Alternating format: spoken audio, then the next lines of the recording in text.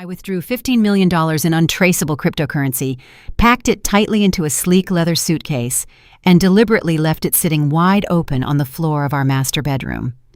The next morning, my husband vanished along with the money and a hastily scribbled note left on my vanity mirror. The note said he and his mistress were going to live happily ever after without me, and ended by calling me a pathetic failure. I stood there holding that piece of paper in my hand, and I just laughed.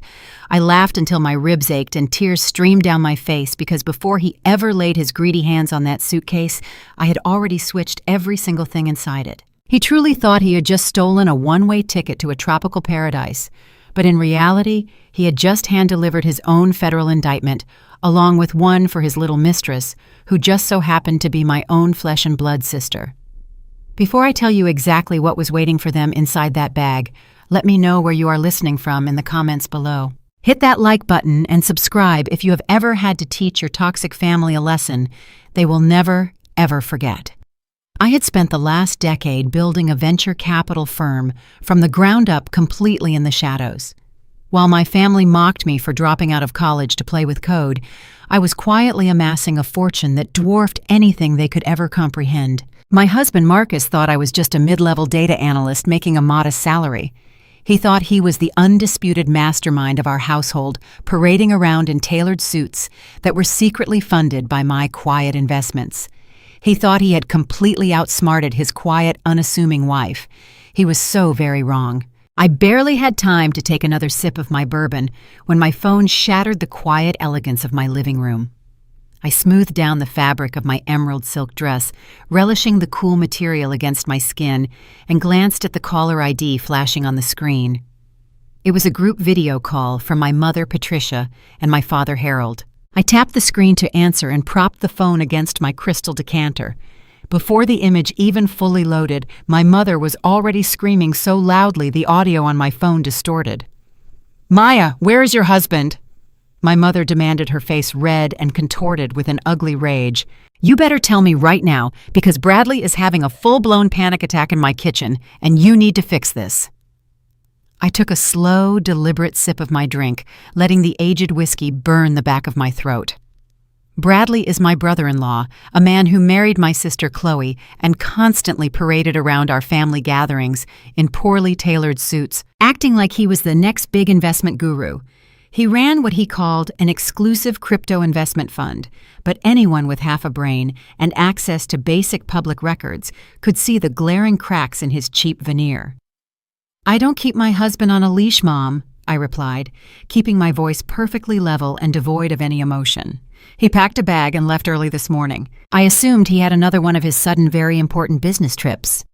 My father Harold shoved his face into the camera frame, practically knocking my mother out of the way. "Don't play your arrogant games with us, Maya.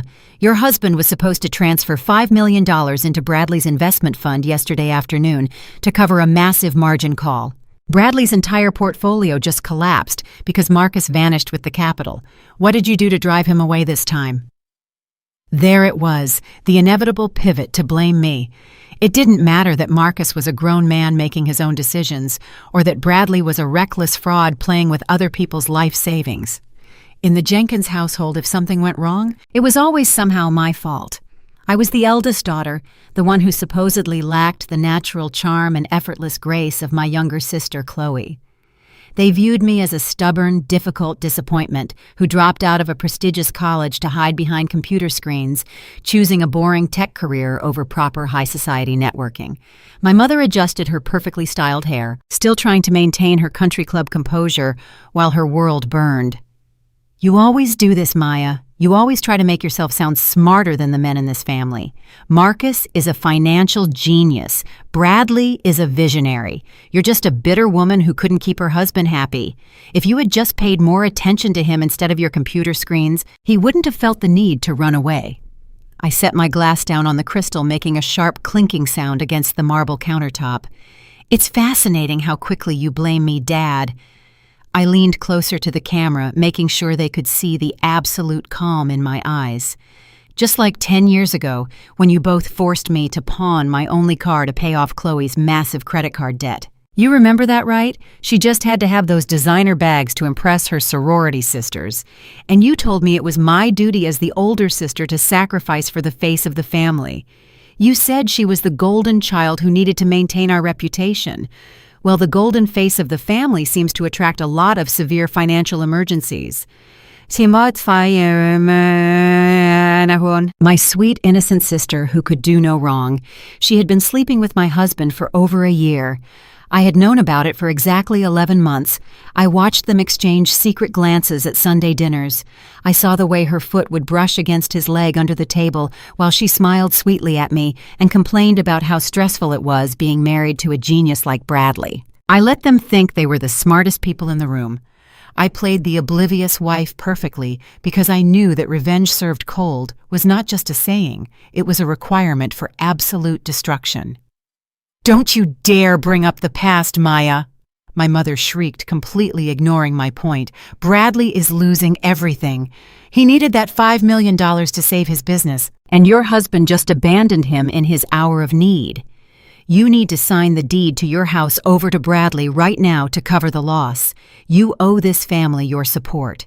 You have always been so selfish, keeping your little tech money to yourself while your sister struggles to support a hardworking husband."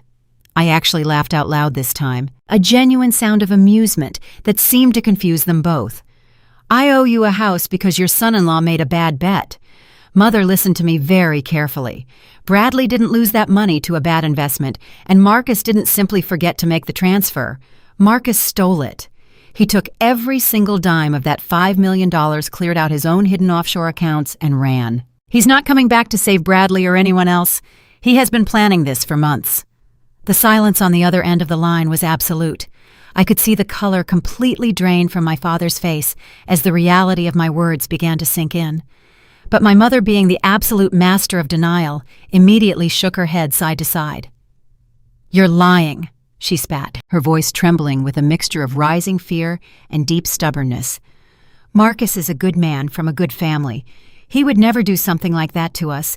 In fact, he just texted me an hour ago. He said he was taking Chloe on a surprise trip to Paris to help her take her mind off Bradley's business troubles. He's taking care of your sister while you sit there in your empty house spreading vicious lies because you're jealous. You've always been jealous of how much Marcus adores her." I picked up my bourbon and offered a mock toast to the camera lens. "Paris." I smiled, letting the sharp edge of my amusement slice right through the thick tension radiating from the screen. "That is truly unfortunate for them, Mom, because the flight they boarded isn't going to Paris. It's going straight into the hands of the Federal Bureau of Investigation." The echo of my mother screaming over the phone had barely faded from the high ceilings of my living room when the heavy mahogany front door was violently shoved open. I didn't even flinch. I simply took another sip of my bourbon and watched the invasion unfold. Less than 10 minutes had passed since I ended that call, and here they were. My father Harold stormed in first, his jaw tight and his eyes scanning the room as if he owned the place. Right on his heels was my mother Patricia, still clutching her phone like a weapon. But it was the man who pushed past both of them that brought a genuine smile to my face. Bradley Smith, my brother-in-law. He stomped into my home, wearing one of his poorly fitted pastel suits, looking every bit the arrogant tech bro he pretended to be. Bradley had always possessed a profound sense of unearned superiority. Marrying my sister Chloe had given him a VIP pass into a wealthy family, and he wore his privilege like a badge of honor, constantly talking down to me about investments and market trends. He pointed a trembling finger directly at my face as he marched across my Persian rug. "You are going to fix this right now, Maya." Bradley barked. His face flushed an ugly shade of crimson. "Your husband just tanked my entire fund. $5 million wiped out because Marcus decided to play games with my investors' money. You are going to list this house today. I already called my real estate broker. We're putting this property on the market, and the proceeds are going directly into my holding account to cover the deficit your husband created." My father stepped forward, pulling a thick stack of legal documents from his leather briefcase and slamming them onto my glass coffee table. He didn't even bother to ask how I was holding up after my husband supposedly abandoned me. He just tapped the top of the paper with his expensive gold pen. "Sign the power of attorney Maya," my father commanded, his voice carrying that same authoritative tone he used when he forced me to empty my college savings account a decade ago. "Don't make this harder than it has to be. Bradley is facing serious legal trouble if he can't replace those funds by Monday morning. Marcus is your responsibility. As his wife, you absorb his debts. You are going to sign this house over to Bradley, and then you are going to call your little tech company and liquidate whatever stock options you have. We are not letting this family face a public scandal because you couldn't keep your husband in line." I looked at the documents, then at my father. It was breathtaking, really, the sheer audacity of their entitlement. They had burst into my home, demanding I strip myself of everything I owned to save a man who actively mocked my career at every Thanksgiving dinner. My mother crossed her arms, glaring at me with absolute disgust. "Stop looking at us like that, and pick up the pen, Maya. Bradley is a visionary. His fund is the future of this family. Chloe is devastated right now. She had to fly to Paris alone just to escape the stress of this financial disaster. The least you can do is secure her husband's business while she tries to heal from the trauma your husband caused." I stood up slowly, letting the silence stretch out and wrap around the room. I walked past the papers on the coffee table, completely ignoring my father's outstretched hand offering the pen. I glided over to the media console, running my fingers lightly across the smooth surface. Bradley let out a loud, exasperated sigh, tossing his hands in the air. "Are you deaf, Maya?" Bradley shouted, stepping closer to me, trying to use his height for intimidation. "I don't have time for your typical silent treatment. My investors are breathing down my neck. You are going to pay for what Marcus did, or I swear to God, I will drag your name into the lawsuit as a co-conspirator. I will tell the feds you helped him hide the money." "You're going to tell the feds?" I asked softly, picking up the sleek remote control. "That's a brilliant idea, Bradley, but before you call them, I think you should see exactly where your money went." I pressed the power button. The massive 85-inch screen on the wall flickered to life. I pressed another button, and the screen split perfectly down the middle. On the right side, a digital map appeared, showing a glowing red dot blinking steadily over the coordinates of a private airfield just outside the city limits. It was the GPS tracking signal from Marcus's phone. I had installed a phantom mirroring app on his device months ago. On the left side of the screen, a crystal-clear, high-definition video feed began to stream. It was a live security camera feed from the VIP lounge of that exact private airport. The lounge was dripping in luxury with plush velvet chairs and complimentary champagne bars. I had paid a very hefty sum to a private security contractor to grant me backdoor access to this specific camera. My father scoffed, waving his hand at the screen. "What is this nonsense, Maya? We don't have time for your computer tricks. We need you to sign these papers right now." "Look closer, Dad," I said, pointing the remote at the television. "I think Bradley might recognize someone." The three of them turned their heads toward the screen. The high-definition camera zoomed in slightly on a couple standing near the floor-to-ceiling windows of the VIP lounge. The man was wearing a custom-tailored charcoal suit, holding a sleek leather suitcase tightly in his right hand. It was the exact suitcase I had left in my bedroom the night before. It was Marcus. But it was the woman standing next to him that made the air in my living room completely vanish. She was wearing a stunning red trench coat, her designer sunglasses pushed up into her perfectly styled hair. She reached out, grabbing Marcus by the lapels of his suit, and pulled him in. Right there on the live feed in crisp, undeniable color, my husband wrapped his free arm around her waist and kissed her with a desperate, hungry passion. The woman kissing my husband was not just some random mistress. It was my younger sister. It was Chloe. A sharp, sickening gasp echoed through my living room. I turned my head just in time to see my mother's mouth fall open. The color drained entirely from her face, leaving her looking pale and hollow. Her fingers went slack and her prized Hermes Birkin bag slipped from her grasp, hitting the hardwood floor with a heavy, dull thud. My father stumbled backward, bumping into the edge of the sofa, his eyes wide and unblinking as he stared at the television screen. But Bradley's reaction was the true masterpiece.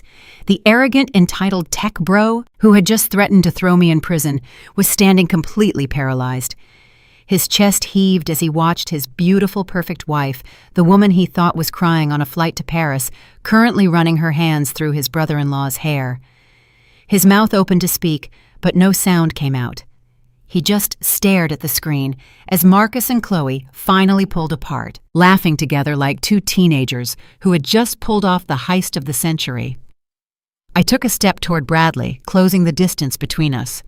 I let a slow, satisfied smile spread across my face as I looked up into his horrified eyes. "You thought your wife went to Paris to decompress?" I asked, my voice smooth and conversational, masking the venom underneath. "You thought she was flying commercial to heal from the trauma. No, Bradley, she's standing in a private terminal right now. She's going on a permanent honeymoon with my $15 million and your $5 million, and you are standing in my living room demanding that I sell my house to cover the bill for her getaway." Bradley's hands began to shake. He looked from the screen to me and then back to the screen. His mind was struggling to process the monumental betrayal unfolding right in front of him. But my mother couldn't accept it. Even with the undeniable truth broadcasting directly into her eyes, she still tried to protect her golden child. "This is a trick," my mother stammered, her voice trembling as she pointed a shaking finger at the television. "You fabricated this, Maya. You altered the video to make your sister look bad. Chloe would never do this. She loves Bradley. She told me she was going to Paris." I turned to face my mother, the smile dropping from my face instantly. "Wake up, Mom," I said, my tone dropping to a dead serious chill. "I didn't fabricate anything. You're watching a live feed. Your perfect daughter has been sleeping in my bed with my husband for over a year. They have been planning to steal my wealth and leave this country to live like royalty. They used Bradley's fraudulent fund to launder the cash they needed for the getaway." Bradley snapped his head toward me, his eyes bloodshot and wide with panic. "What do you mean, fraudulent fund?" he demanded, his voice finally breaking through his paralysis. I tilted my head, looking at him with absolute pity.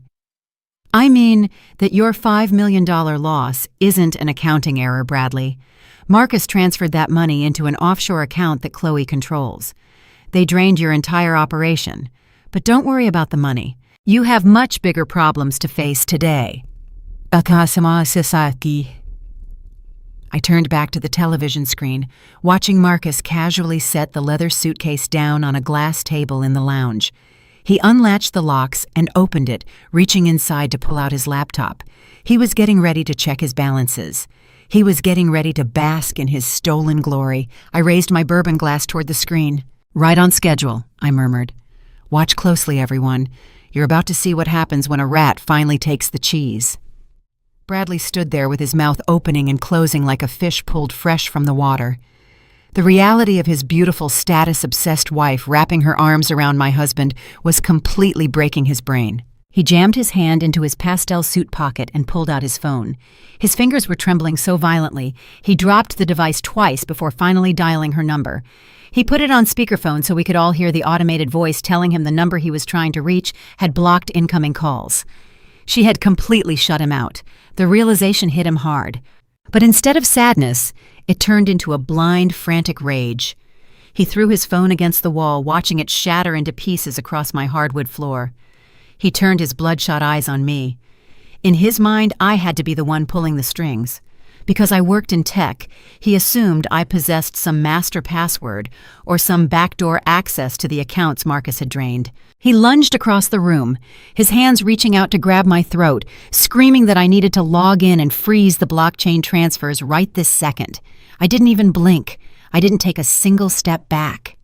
Before his manicured hands could get anywhere near my silk dress, two massive figures stepped out from the shadows of the adjacent dining room. I had hired elite private security weeks ago, anticipating exactly this kind of unhinged physical reaction from desperate men. They moved with terrifying efficiency. One bodyguard grabbed Bradley by the collar of his expensive suit, while the other seized his outstretched arm, twisting it sharply behind his back. Bradley let out a high-pitched yelp of pain as they drove him downward, pinning him face first against the cold marble of my coffee table. His cheeks squished right against the ridiculous power of attorney documents my father had demanded I sign moments earlier. My father Harold completely lost what little composure he had left. His face turned a dangerous shade of purple as he stepped forward, pointing a shaking finger at me. He ordered me to call off my thugs. He actually demanded that I show respect to my brother-in-law. My father looked at the man pinned to the table, a man whose wife had just publicly humiliated him on a live television feed and still chose to defend him over his own daughter. He screamed that I was a cold-blooded monster.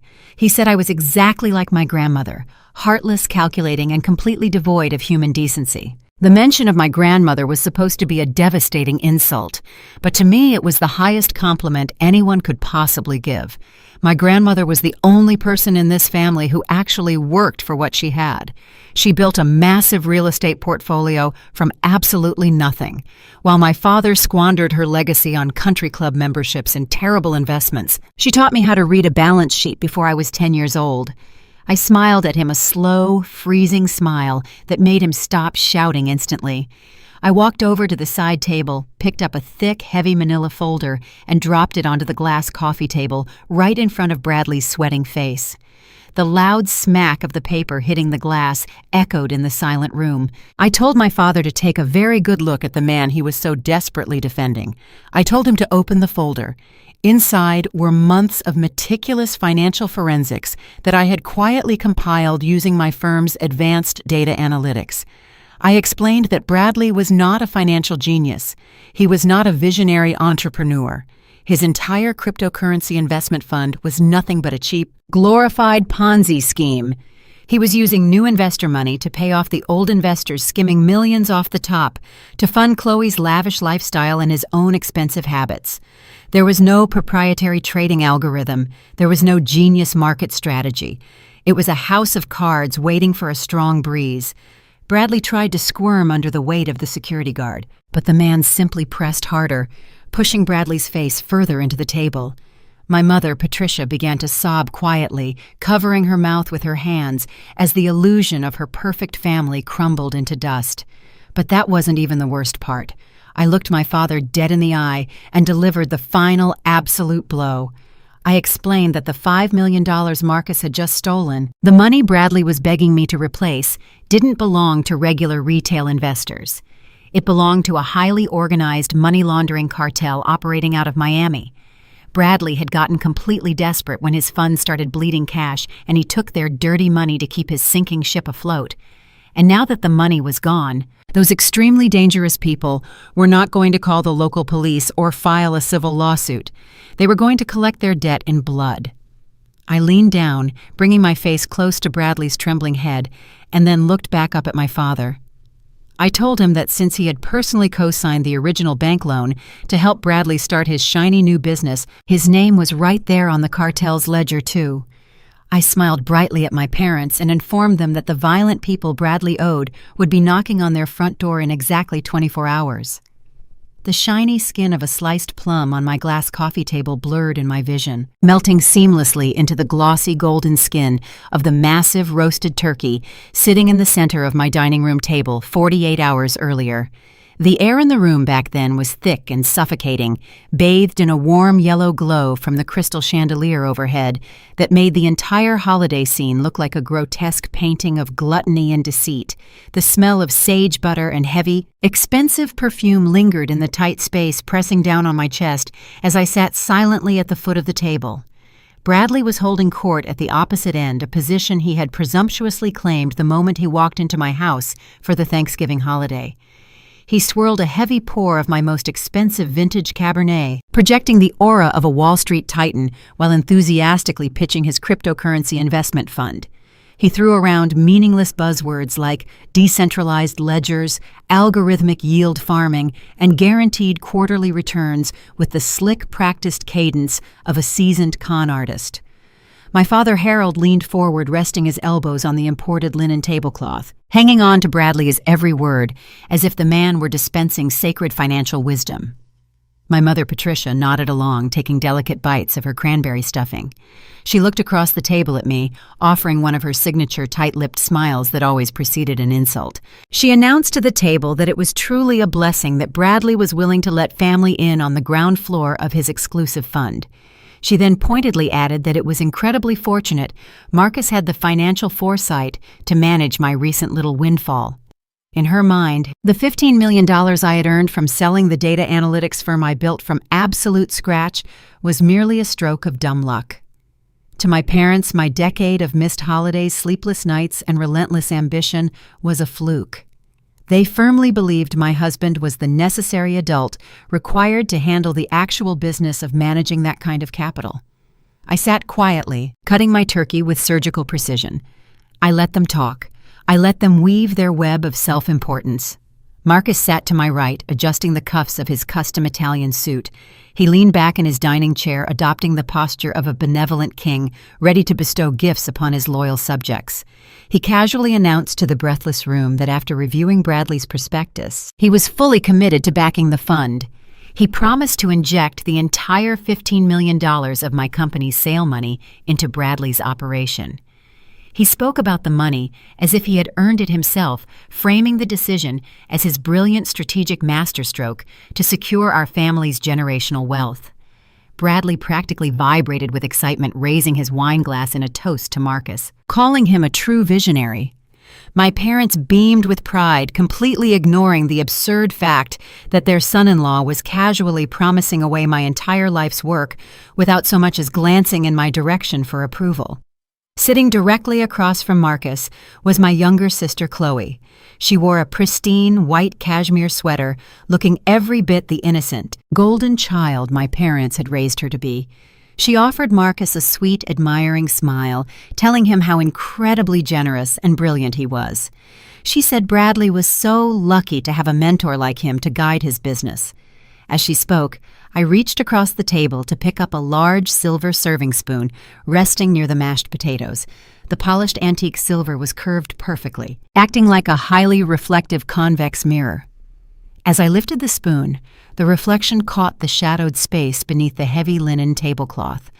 I froze my grip, tightening on the cool metal handle. There, reflected clearly in the silver spoon, was Chloe's bare foot slipped entirely out of her designer heel, deliberately and slowly sliding up the inside of Marcus's calf. I watched his legs shift slightly, leaning into her illicit touch under my own dining table.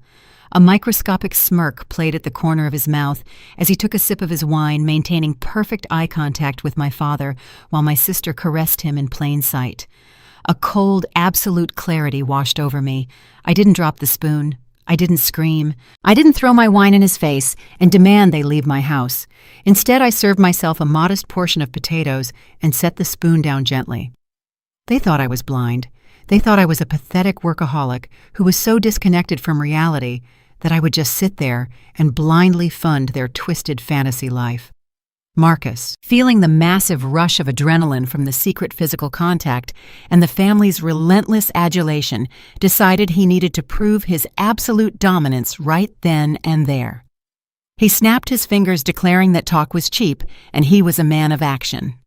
He stood up from the table and retrieved his sleek silver laptop from his leather briefcase in the hallway. He brought the laptop right to the dining table, pushing aside the crystal gravy boat and the bread basket to make room. He opened the screen, typing in his password with aggressive, theatrical keystrokes. He announced to the captive audience that he was going to initiate a $5 million good faith deposit into Bradley's holding account immediately, just to show the family how serious he was about their shared financial future. Bradley let out a triumphant bark of laughter, clapping his hands together, while my parents watched Marcus with pure, unadulterated awe. Marcus navigated to the online portal for our joint offshore holding account, where the $15 million was parked temporarily before I was supposed to move it into my secure corporate trusts. He typed in the lengthy routing numbers that Bradley eagerly read off from his own phone screen. While all eyes were glued to the glowing screen of Marcus's laptop, I quietly reached into the pocket of my slacks and pulled out my smartphone. I kept the device completely concealed beneath the edge of the table, resting it flat on my lap.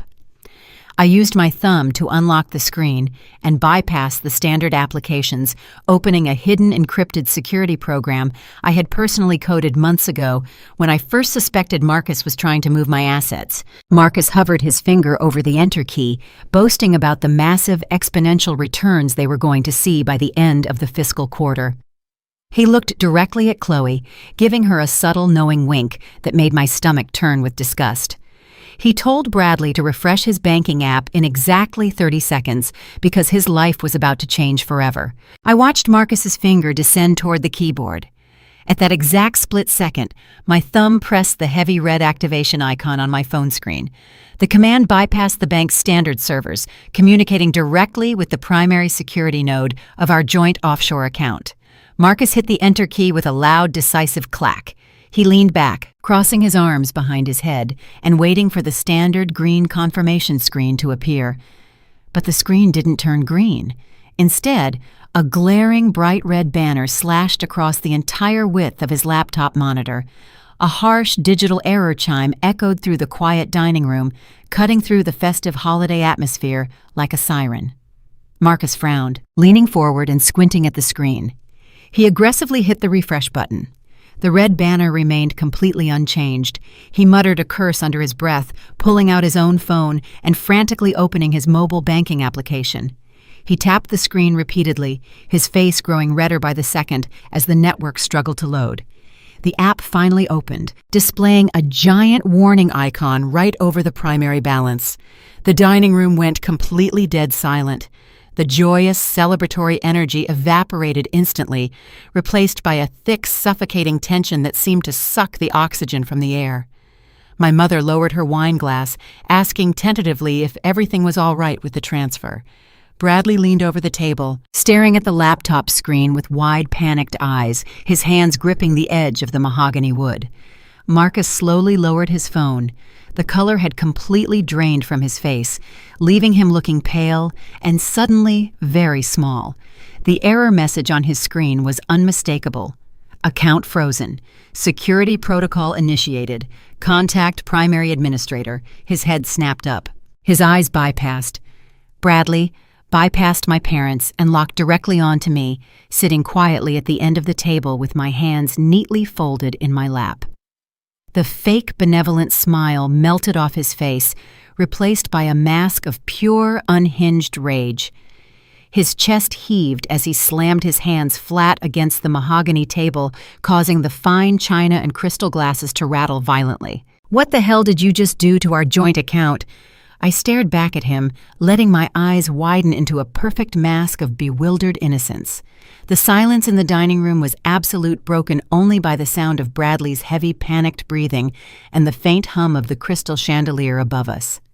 Marcus was practically vibrating with rage. The vein in his forehead throbbed rhythmically as he gripped the edge of the mahogany table, leaning his entire body weight toward me. He demanded to know why the bank had suddenly locked him out of the $15 million he was seconds away from handing over to my scammer brother-in-law. Before I could even formulate my carefully prepared excuse, my father slammed his open palm down on the table. The silverware clattered violently against the fine china. He pointed a thick, calloused finger directly at my face. His features twisted in the same familiar expression of deep disappointment I had endured my entire life. He told me I was completely out of my mind. He yelled that this was exactly why he never trusted me with real family responsibilities. According to Harold, my success in the tech world was nothing more than a lucky break, a fluke that I was now aggressively squandering because I lacked the basic fundamental understanding of how true wealth operated.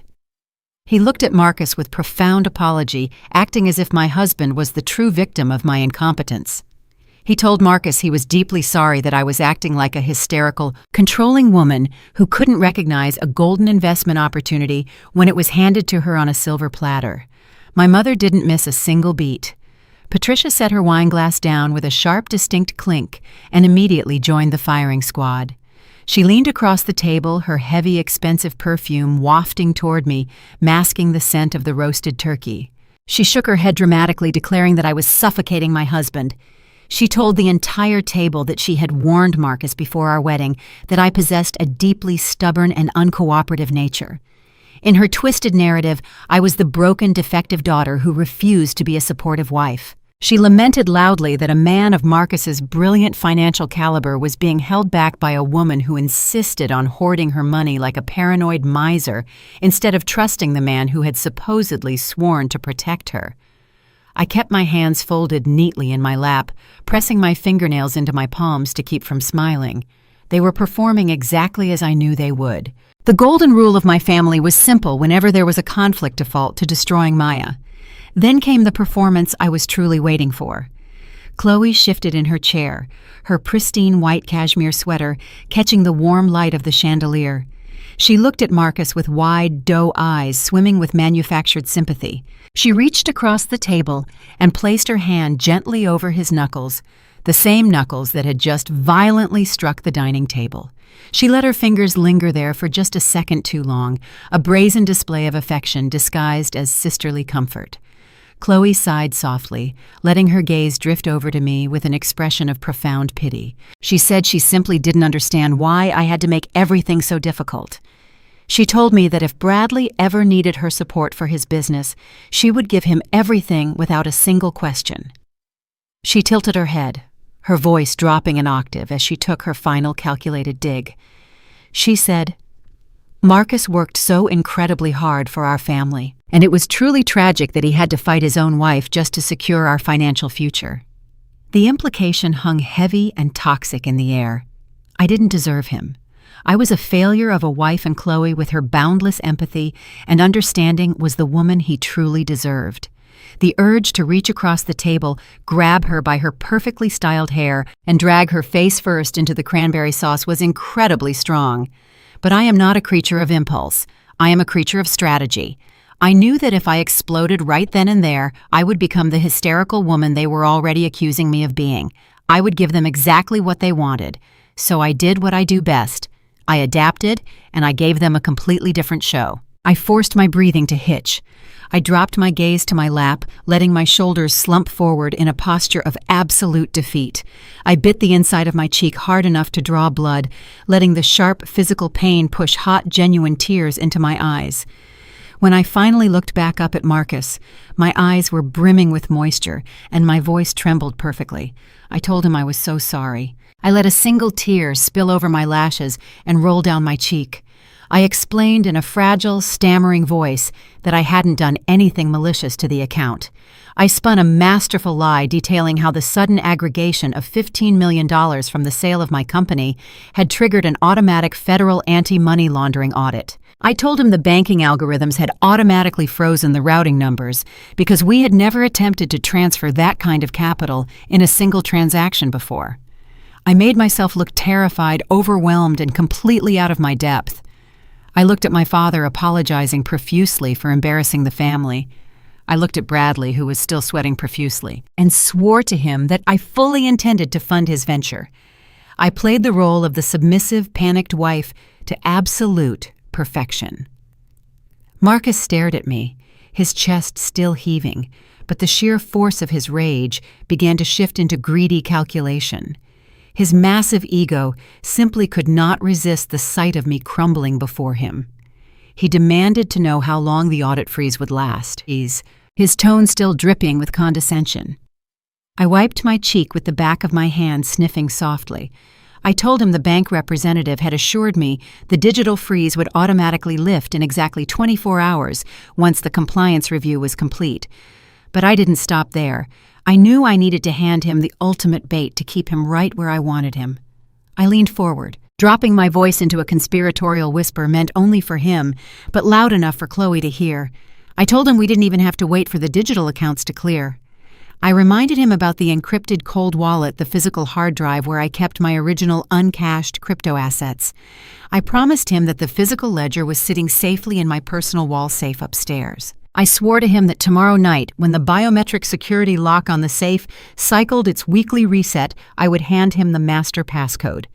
I told him he could take the physical drive and personally execute the transfer to Bradley's fund, ensuring there would be no more digital banking errors. The physical cold wallet. It was the holy grail of untraceable wealth. I watched the profound greed light up Marcus's eyes, completely blinding him to any potential trap. He bought every single word of my tearful performance because it confirmed everything he already believed about me. He believed I was weak. He believed I was stupid. And most importantly, he believed he had finally won. He let out a long, heavy breath, smoothing down the lapels of his suit jacket and forcing a tight, magnanimous smile. He told me that I should have let him handle the bank protocols from the very beginning. He accepted my apology with the grace of a conquering hero, patting my hand dismissively before turning his attention back to Bradley to assure him the funds were secured for tomorrow. My parents immediately relaxed, the tension in their shoulders vanishing as they praised Marcus for his incredible patience and leadership. Chloe smiled brightly, raising her wine glass to take a celebratory sip, her eyes locking with Marcus's over the rim of the crystal. I pushed my chair back from the table, the legs scraping softly against the hardwood. I kept my head lowered, whispering that I felt a terrible migraine coming on and needed to excuse myself to lie down. My mother waved me away without even looking at me, telling me to go rest so I wouldn't ruin the rest of their evening with my dramatics. I walked slowly out of the dining room, keeping my posture slumped and defeated until I turned the corner into the main hallway. The moment I was out of their line of sight, the fragile victim persona evaporated instantly. I stood up straight, rolling my shoulders back. I reached up and calmly wiped the remaining moisture from my cheeks. My face turned to absolute stone. The grand hallway was quiet, bathed in the soft glow of the wall sconces. As I walked silently toward the sweeping wooden staircase leading up to my master suite, I noticed Chloe's oversized designer handbag resting on the mahogany console table near the front door. She had dumped it there carelessly when she arrived. It was a disgustingly expensive piece of leather, purchased with the credit cards I was once forced to pay off. I stopped. I glanced back toward the dining room. I could hear Marcus loudly debating tax havens with my father, while Bradley laughed obnoxiously in the background. They were completely occupied. I stepped softly over to the console table. My fingers expertly located the heavy gold zipper on Chloe's bag. I pulled it back, silently sliding my hand into the silk-lined interior. My fingers brushed past her expensive cosmetics and a heavy set of keys before brushing against a stiff, crisp paper envelope tucked into the side pocket. I pulled the envelope out just enough to see the embossed logo of an exclusive luxury travel agency. I flipped the flap open. Inside were 2 physical boarding passes, printed on heavy premium cardstock. I slid them out, reading the names printed in bold black ink: Marcus Jenkins and Chloe Smith. First-class seats on a private charter. I traced my finger over the destination and the departure time: Geneva, Switzerland, scheduled for takeoff at 7 o'clock Sunday evening. Switzerland, a country notoriously famous for its banking secrecy and its incredibly complicated extradition laws. It was the absolute perfect place to disappear with $15 million of stolen cryptocurrency. The timeline suddenly locked into a perfect fatal grid in my mind. Tomorrow night, I would hand Marcus the cold wallet. Sunday morning, he would empty the physical drive into his offshore accounts. By Sunday evening, he and my sweet, innocent sister would be thousands of feet in the air, drinking champagne and leaving Bradley to face the very violent men he owed money to. I slid the tickets perfectly back into the envelope, tucked the envelope back into the exact pocket of the designer bag, and silently zipped it closed. I turned and walked up the stairs to my bedroom, my mind already executing the final flawless steps of my plan. They thought they had outsmarted me. They thought Sunday evening was their grand escape to paradise.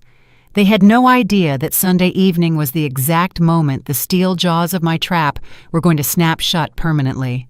The silence in my dining room was shattered by my father slamming his fist onto the table. The crystal wine glasses rattled violently against the mahogany. He pointed a trembling finger at me, his face twisted with absolute disgust. He shouted that I was a useless, hysterical woman who was actively sabotaging my husband. He told Marcus he was deeply sorry that I possessed such a paranoid, uncooperative nature. My mother chimed in immediately, her voice dripping with venom.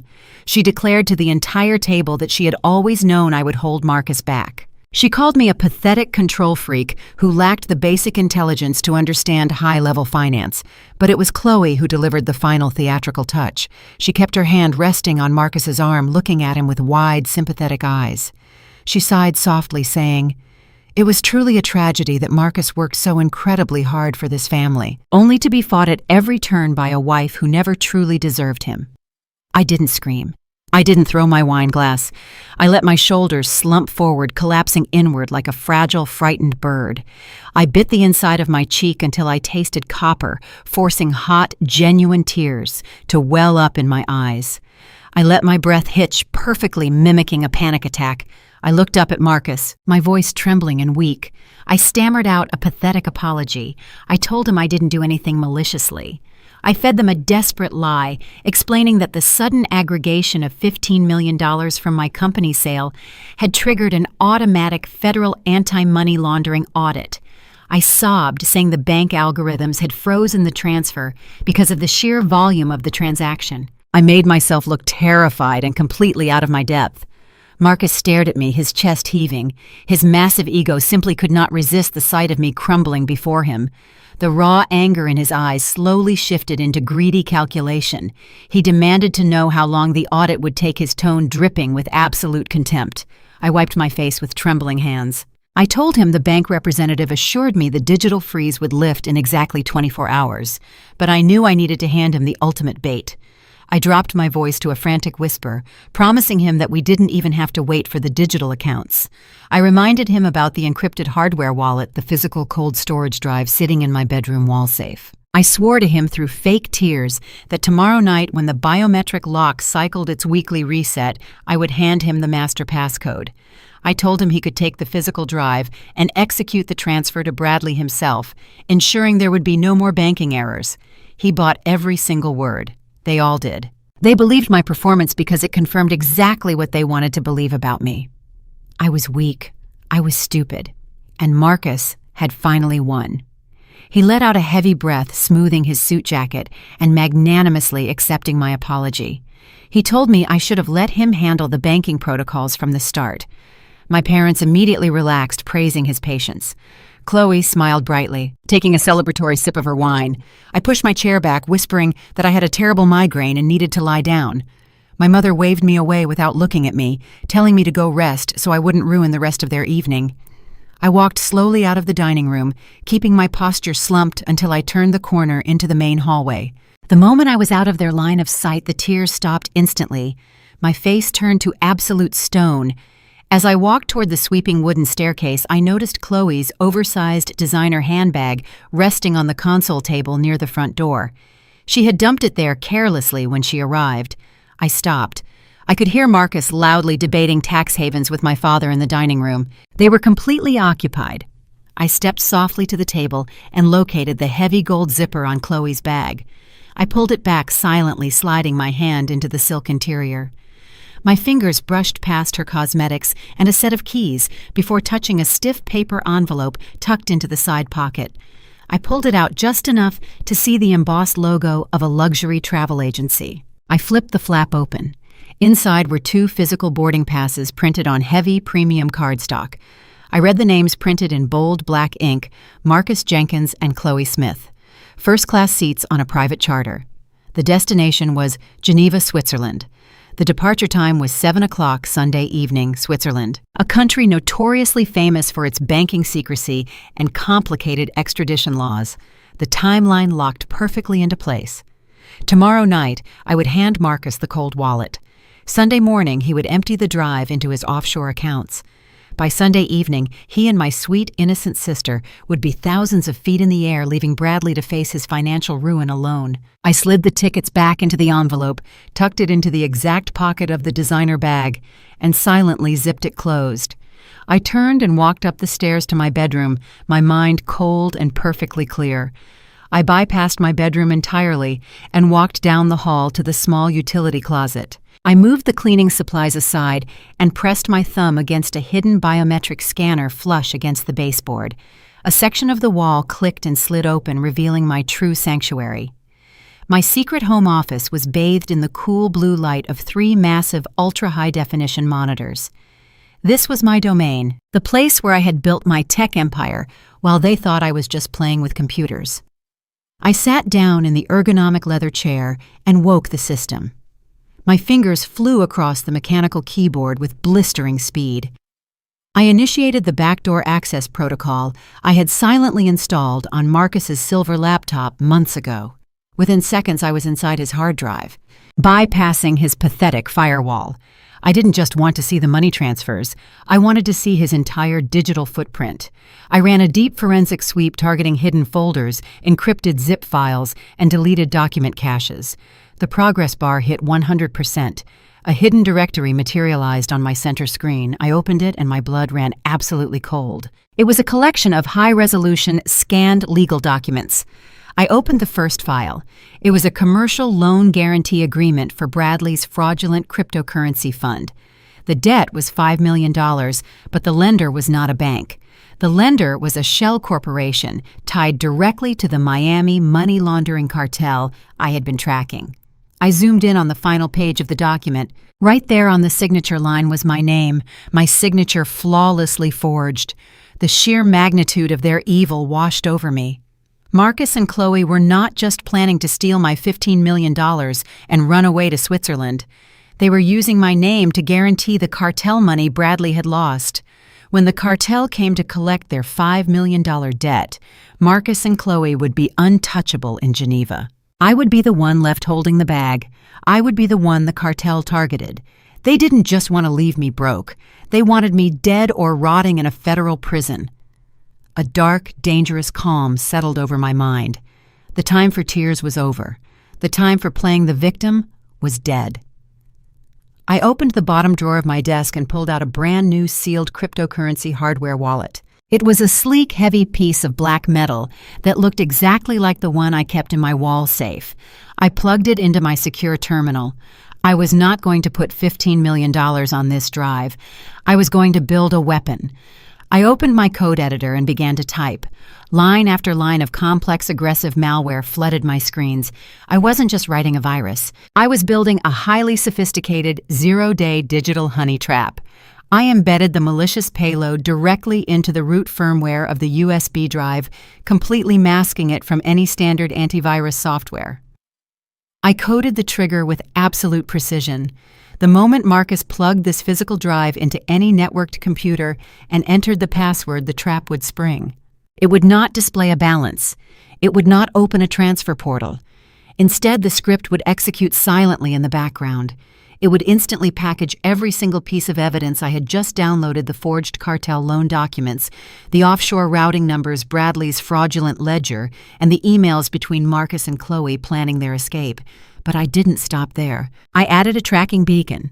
The moment the drive was activated, it would lock onto the host computer's IP address, bypassing any VPN protocols, and ping its exact live GPS coordinates. I tied the automated delivery system to a highly secure encrypted email server. The destination address was not mine. It was the direct intake server for the FBI Cybercrimes and Financial Fraud Division. I hit compile and watched the progress bar fill as the deadly payload transferred onto the small piece of black metal. The drive beeped once, indicating the process was complete. I unplugged it, rolling the cold metal around in my palm. Marcus wanted the keys to my kingdom. He wanted to destroy my life and walk away completely untouched. I stood up from my monitors, turning off the lights in my secret room. I walked back down the hall and opened my bedroom wall safe. I placed the loaded honey trap right in the center of the steel shelf, closing the heavy door and engaging the time lock. I smiled into the darkness of my empty bedroom. Tomorrow night, I was going to hand my husband the exact weapon he needed to destroy his own life. I sat back in my living room, looking at the 3 frozen faces staring at me. Let me tell you exactly how Saturday night played out. Saturday evening arrived with a suffocating heaviness. I had spent the entire day preparing the stage for my husband's final performance.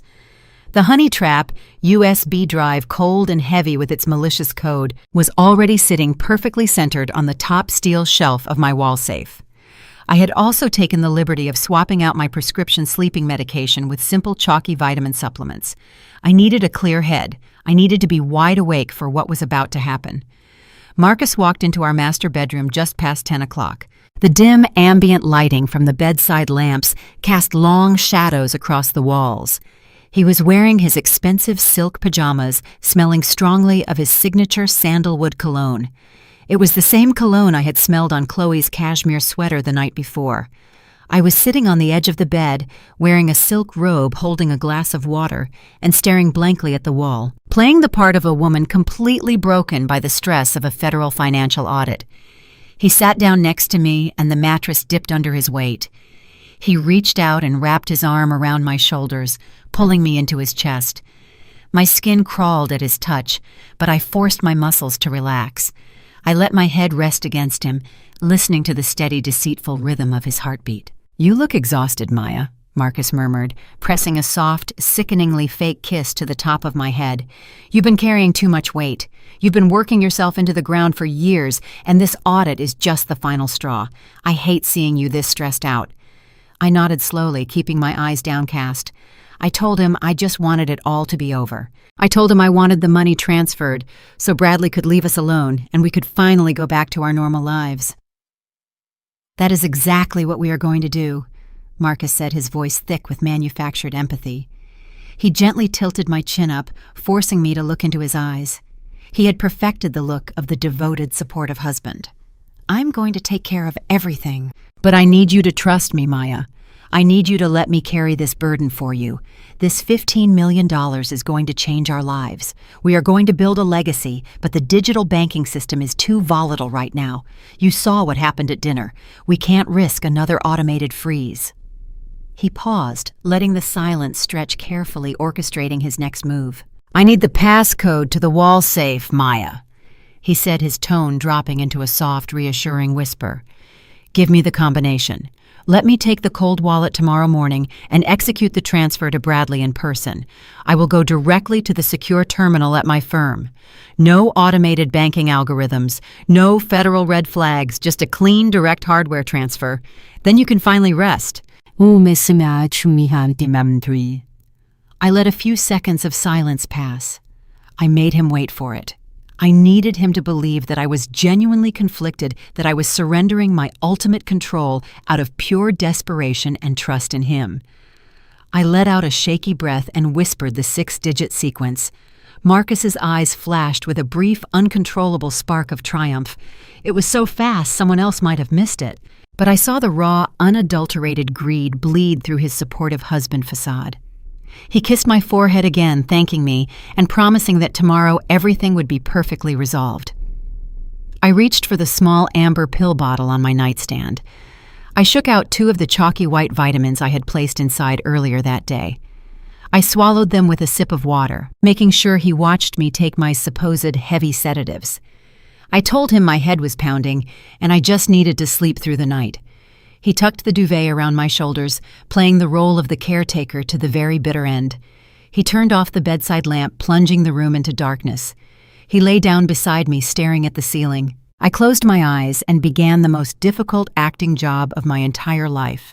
I had to control my breathing, slowing it down to the deep, rhythmic cadence of a heavily sedated sleep. I relaxed every muscle in my face, keeping my jaw slack, and my hands completely limp. I lay there in the pitch-black room, acutely aware of every single sound. 10 minutes passed, then 20. The silence in the house was absolute. Then I felt the mattress shift. Marcus moved with agonizing slowness. He slipped out from under the covers, pausing after every inch to make sure my breathing didn't change. He stood by the side of the bed for a full 60 seconds, just watching me in the dark. I kept my eyes loosely shut, my chest rising and falling in a slow, steady rhythm. Satisfied that the pills had dragged me into an unbreakable chemical sleep, he turned away. I opened my eyes just a fraction of an inch, letting my eyelashes blur the darkness.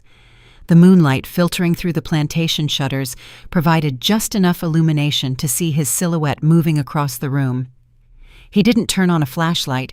He didn't want to risk the sudden glare waking me up. He walked directly to the utility closet in the hallway and slid the door open. I watched him kneel down by the baseboard. I heard the faint electronic beep of the keypad as his fingers rapidly punched in the 6-digit code I had just given him. The heavy steel door of the safe clicked open with a soft mechanical thud. Marcus reached inside. He pulled out the black metal USB drive, the honey trap. He held it up in the moonlight, examining it for a brief second. Then he reached into his pajama pocket and pulled out an identical black metal drive. It was a blank decoy. He placed the decoy back onto the steel shelf exactly where the original had been and pushed the safe door shut. He stood up, holding his prize tightly in his fist. He walked over to his leather travel bag, resting on the velvet bench at the foot of our bed. The soft metallic zip of the bag opening sounded exceptionally loud in the quiet room. He tucked the loaded USB drive into the interior pocket exactly where the 2 first-class boarding passes to Geneva were hidden. He zipped the bag closed and slung the strap over his shoulder. But he didn't leave right away. He walked over to my vanity desk near the window. I watched through my narrowed eyelids as he clicked a gold pen. He pulled a piece of heavy stationery from the drawer and began to write. The scratching of the pen against the paper was fast and deliberate. He folded the note and walked back to my side of the bed. He placed the crisp white envelope directly onto my nightstand, right next to the empty water glass. He didn't look at me again. He didn't hesitate. He picked up his leather bag, turned on his heel, and walked out of the master bedroom, pulling the door quietly shut behind him.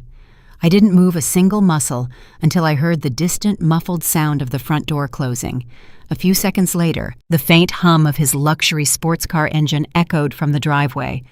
I listened as the tires crunched over the gravel, accelerating quickly as he pulled out onto the main road. The sound of the engine faded into the cold night air until there was nothing left but total, absolute silence. I opened my eyes fully. I sat up in the bed, throwing the heavy duvet off my legs. I reached over and slammed my hand against the bedside lamp button, flooding the room with brilliant, blinding white light. I didn't feel heartbroken. I didn't feel betrayed. The cold, detached calculus of survival had completely overwritten any lingering trace of marital grief. I stood up and walked over to the mahogany bar cart nestled in the corner of the room. I picked up a heavy crystal decanter and poured myself a generous measure of 20-year-old bourbon. The amber liquid burned beautifully down my throat, warming my chest. I walked back over to my nightstand, holding my glass in one hand. I picked up the folded white envelope Marcus had left behind. My name was written across the front in his sharp, aggressive handwriting. I slid my fingernail under the flap and pulled out the note. It was short. It was brutal. It was exactly what I expected. Maya, I am sorry it had to end this way, but you leave me no choice. Your absolute refusal to support my vision and your constant paranoid need for control have suffocated me for the last 5 years. I cannot live in this restrictive environment anymore. I am taking the capital to build a future where my brilliance is actually appreciated and respected. Don't try to look for me. Don't try to contact the authorities, or I will make sure Bradley's creditors know exactly who holds the family purse strings. Consider the house your severance package. Marcus. I read the words again, taking another slow sip of my bourbon. He really thought he had orchestrated the perfect crime. He thought he was leaving me trapped in a web of debt and cartel violence while he jetted off to a Swiss paradise with my sister and my fortune. He believed he was the architect of my total destruction. I looked at the empty space at the foot of the bed where his leather bag had been. I thought about the black metal USB drive currently sitting in his pocket, a drive loaded with enough federal evidence to bury him, Bradley, and his entire money laundering operation under a federal prison for the rest of their natural lives. I smiled, letting out a soft, genuine laugh that echoed off the high ceilings of my empty bedroom. I tossed his pathetic little note into the small stone fireplace across the room. The real show officially begins. The memory of that cold metal drive resting in my safe evaporated instantly as a guttural, primal scream dragged me back to the present reality of my living room. The room felt like it was tilting at a sickening angle, capturing the absolute chaos unfolding around my Persian rug. On the massive 85-inch screen behind me, the live feed still showed Marcus and Chloe blissfully waiting for their luxury boarding call, completely unaware of the digital bomb about to detonate in their hands. But right here in the center of my home, the fallout had already begun. Bradley was no longer the arrogant tech bro demanding I sell my house. He was a trapped, terrified animal. The realization that his entire operation was destroyed and the Miami money laundering cartel was coming for him had completely broken his mind. His face was slick with cold sweat, and his pastel suit jacket tore at the shoulder seam as he thrashed wildly against the grip of my private security guards. The guards finally released their downward pressure, but kept him pinned by his arms, forcing him to stand and face me. He screamed that I was holding out on him. He demanded that I liquidate my own personal assets immediately. He shrieked that I had $15 million from the sale of my tech firm, and I had to wire $5 million to his offshore accounts right this second. He yelled that the cartel would kill him if the money was not replaced by Monday morning. And he commanded me to open my brokerage accounts to save his life. He begged and threatened in the same breath, spitting desperate promises that he would pay me back with interest once he rebuilt his fund. My mother, Patricia, completely abandoned her dignified society matron persona. She threw herself onto my velvet sofa, sobbing hysterically and clutching her pearl necklace as if it could somehow protect her from the nightmare unfolding. She looked at me with mascara running down her cheeks and begged me to listen to him. She wailed about family honor and the devastating public scandal this would cause if Bradley was arrested or worse. She actually had the unmitigated audacity to say that since Marcus was my husband, his debts were my responsibility, and I needed to sacrifice my hard-earned wealth to protect the family name. She cried that Chloe would be absolutely devastated if anything happened to Bradley, completely and willfully ignoring the fact that her golden child was currently fleeing the country with my husband. She demanded I stop being selfish and do what was right for the family, insisting that money meant nothing compared to keeping our reputation intact. My father, Harold, could not stand losing control of the room. The sight of his perfect family dynamic shattering made his face turn a dangerous shade of crimson. He marched toward me, his chest puffed out, attempting to use his physical size to intimidate me, just as he had done my entire life. He ordered me to stop playing these vindictive games. He told me that I was going to log into my banking portals and fix this mess immediately, or he would personally see to it that I was disowned. He raised his hand, reaching out to grab my shoulder to force me into submission. He threatened to cut me out of the family trust, to strip me of the Wilson name, and to make sure I never attended another family gathering again. He yelled that I would be dead to him if I let my brother-in-law take the fall for Marcus's crimes, and that my stubbornness was tearing the family apart. The sheer volume of their hypocrisy was intoxicating. I looked at his outstretched hand, reaching to grab the fabric of my dress. I didn't step back. I didn't cower. I simply raised my arm and swatted his hand away with a sharp, violent slap. The loud crack of my hand against his wrist echoed through the room, slicing through the noise of my mother's crying and Bradley's panicked breathing.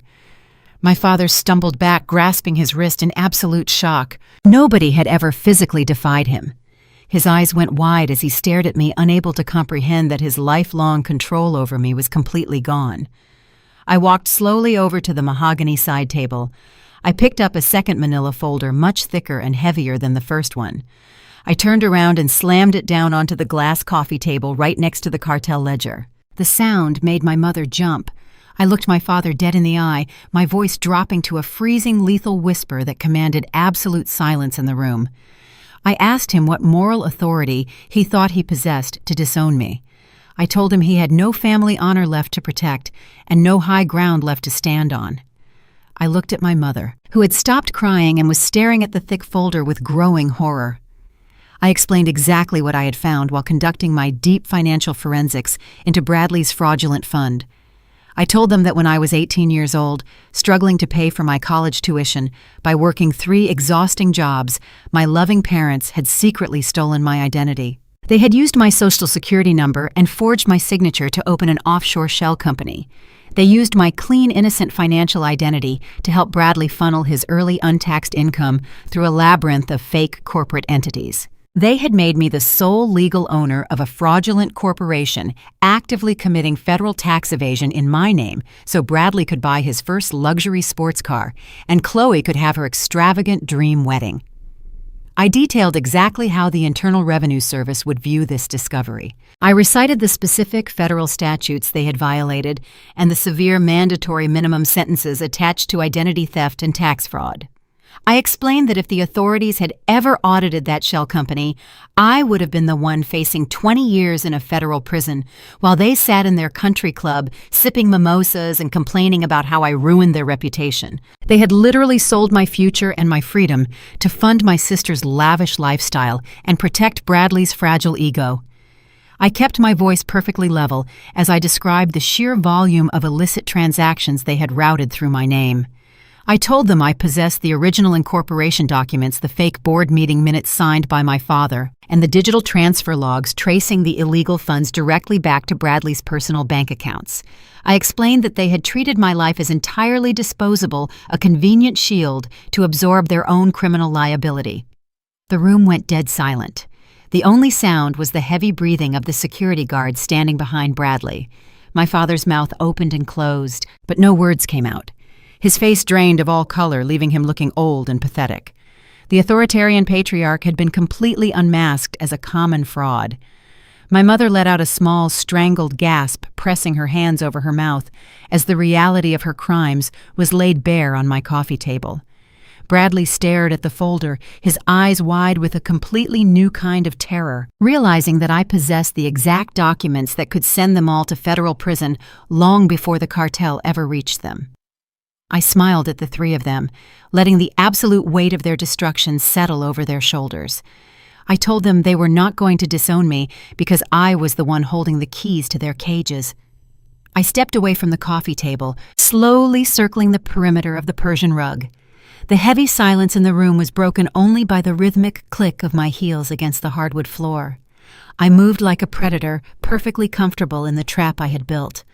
While they stood frozen in the center, I watched my father's chest heave as he struggled to process the total collapse of his authority. He finally found his voice, but the booming, arrogant tone was completely gone. He stammered, running a trembling hand over his face. He tried to tell me that I didn't understand the immense pressure he was under back then. He claimed the family finances were in ruins, and he had to do whatever it took to keep a roof over our heads. He tried to paint himself as a desperate father making impossible choices. My mother immediately latched on to this pathetic excuse. She sat up on the velvet sofa, wringing her hands and adopting her best martyr expression.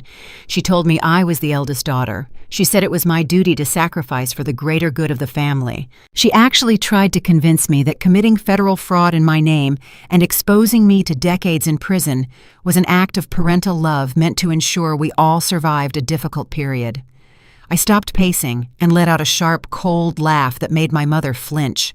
I reminded them that during those exact same years of supposed financial ruin, they had bought Chloe a brand new luxury convertible for her sweet 16. I reminded them of the lavish European vacations they took while I was working double shifts at a diner just to pay for my college textbooks. I told them they didn't sacrifice for our family. They sacrificed me to preserve their country club membership and maintain the illusion of their wealth. Bradley, still pinned by my security guards, let out a pathetic whimper. His eyes darted from the thick manila folder to my face. He begged to know how I found the offshore accounts.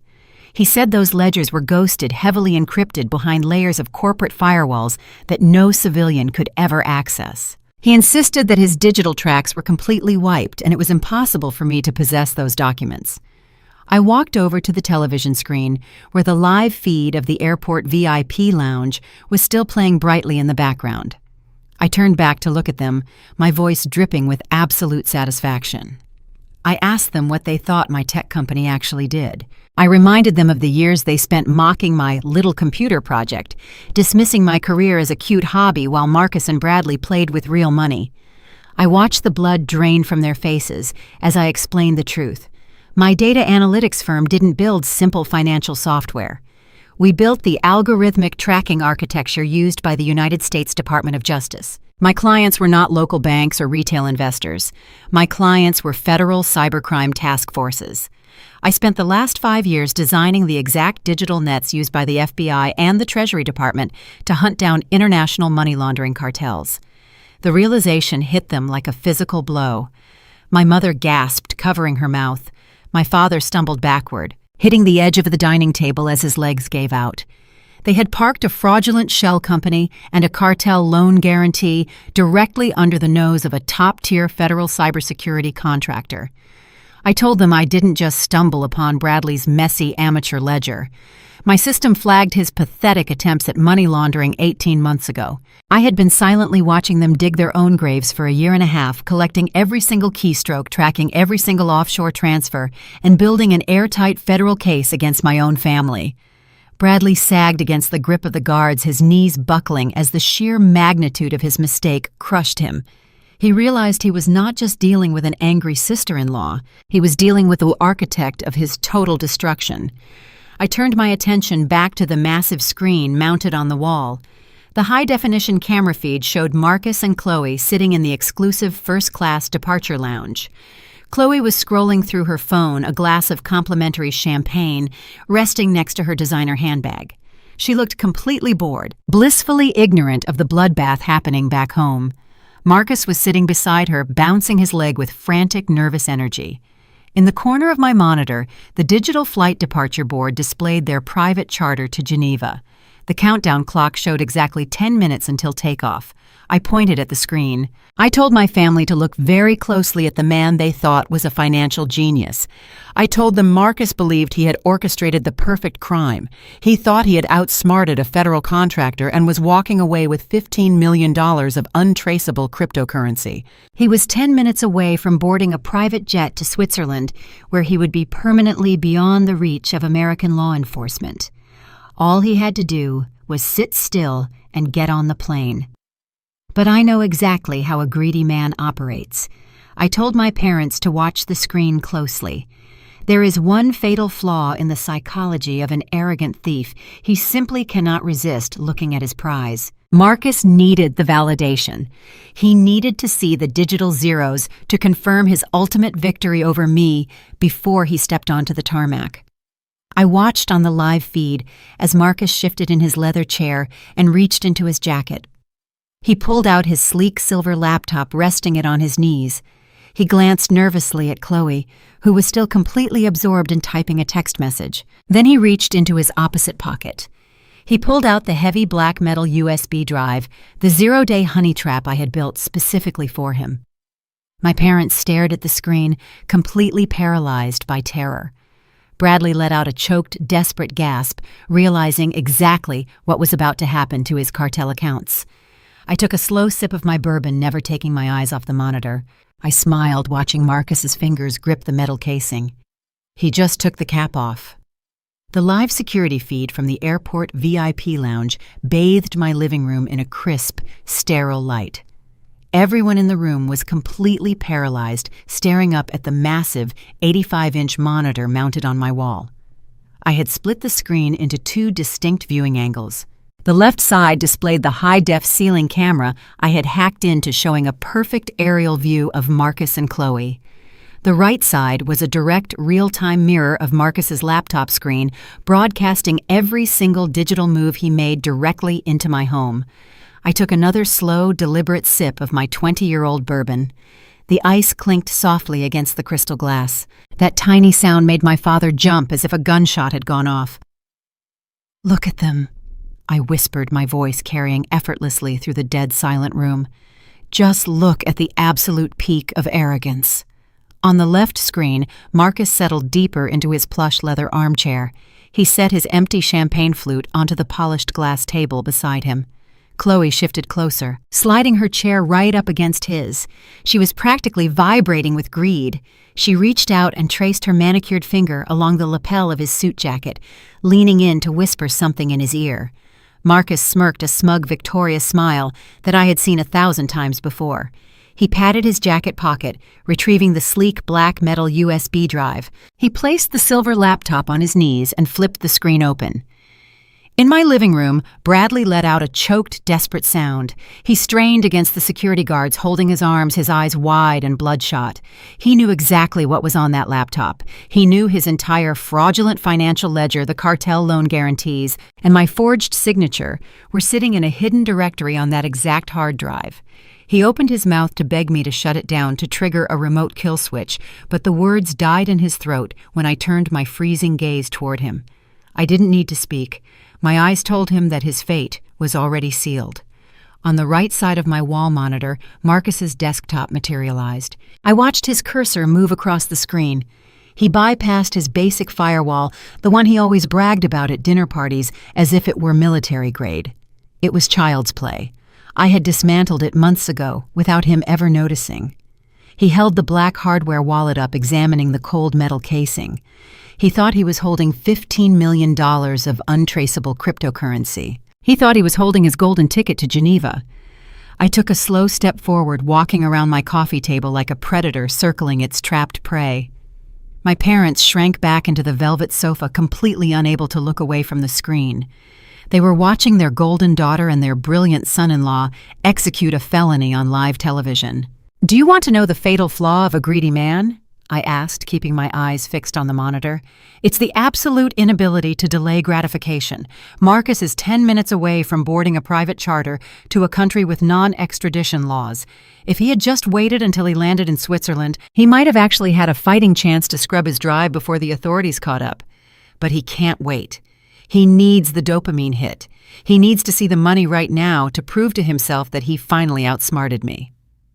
On the screen, Marcus inserted the USB drive into the side port of his laptop. The system registered the hardware immediately. A sleek black prompt box popped up in the center of the right screen, requesting the master decryption passcode. Chloe leaned her head against Marcus's shoulder, her eyes fixed on the prompt. She looked like a starving animal staring at raw meat. Marcus cracked his knuckles, stretching his fingers with an air of profound self-importance. He placed his hands on the keyboard. I watched the keystrokes register on my mirrored screen. He typed the exact 6-digit combination I had whispered to him while pretending to suffer a panic attack in our bedroom. He hit the enter key with a sharp, decisive strike. The prompt box vanished. In my living room, the tension became completely suffocating. My mother let out a tiny whimpering sob, burying her face in her hands. My father just stared, his mouth hanging slightly open, his authoritarian bravado entirely broken. On Marcus's screen, a progress bar suddenly materialized. It was a simple, minimalist gray bar, filling slowly with a dark blue line. There were no flashing lights. There were no dramatic warning sirens. It looked exactly like a standard decryption protocol. 10%. Bradley began to hyperventilate. His chest heaved, and sweat dripped from his chin onto his ruined pastel suit. He started to thrash wildly against the guards. He screamed my name, pleading with me to stop the transfer.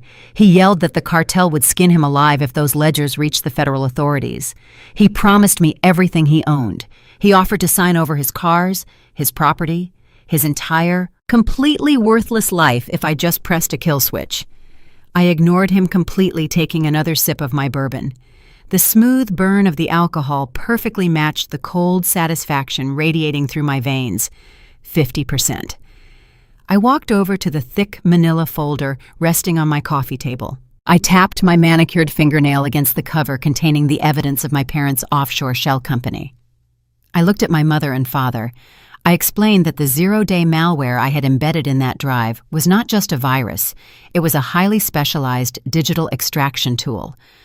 I told them that right at this very second, that little black piece of metal was bypassing every single security protocol on Marcus's computer. It was vacuuming up the cartel loan documents. It was packaging Bradley's fraudulent financial ledgers. It was copying the flight itineraries to Geneva. And most importantly, it was grabbing every single offshore banking record, proving my parents had committed federal tax evasion and identity theft in my name. 75%. On the security feed, Marcus frowned slightly. He leaned closer to his screen, tapping his finger impatiently against the side of his laptop. He expected a simple crypto wallet interface to pop up. He expected to see a balance of $15 million. He didn't understand why the decryption was taking so long. Chloe shifted uncomfortably, sensing his sudden hesitation. She asked him a question, pointing at the screen. Marcus shook his head, waving her off and staring intently at the progress bar. 90%. I stepped back, letting the sheer magnitude of the moment wash over the room. I had spent years being treated like collateral damage. I had spent my entire adult life being mocked, dismissed, and minimized by the people who were supposed to protect me. They had used my name to commit felonies. They had plotted to steal my wealth and leave me to face a violent money-laundering cartel. They had smiled in my face while plotting my absolute destruction, but they had made one massive fatal miscalculation. They had completely underestimated my intelligence. 99%. Marcus leaned forward, his nose almost touching the screen. His eyes narrowed, his hand hovered over the keyboard as a sudden realization of dread finally began to pierce through his massive ego. He moved his finger toward the escape key, desperately trying to cancel the protocol. It was too late. The progress bar hit 100%, and the screen froze for a fraction of a second. Then the digital illusion shattered. The clean, minimalist interface vanished entirely. The entire display of Marcus's laptop, and consequently the massive 85-inch television dominating my living room, flashed violently. The screen shifted from a soft gray to a glaring, blinding crimson red. The sudden burst of crimson light bathed my living room in a bloody, toxic glow. In the center of the blazing red screen, a stark, bold white message materialized. It didn't show a cryptocurrency balance. It didn't show a Swiss bank routing number. The text flashed in a steady, rhythmic pulse. Upload successful. United States Department of Justice. Warning evidence logged and transmitted. Federal authorities dispatched to your live GPS location. Do not attempt to leave the terminal. The glaring crimson warning reflected directly onto the faces of my family, painting their pale skin with the exact color of their digital execution.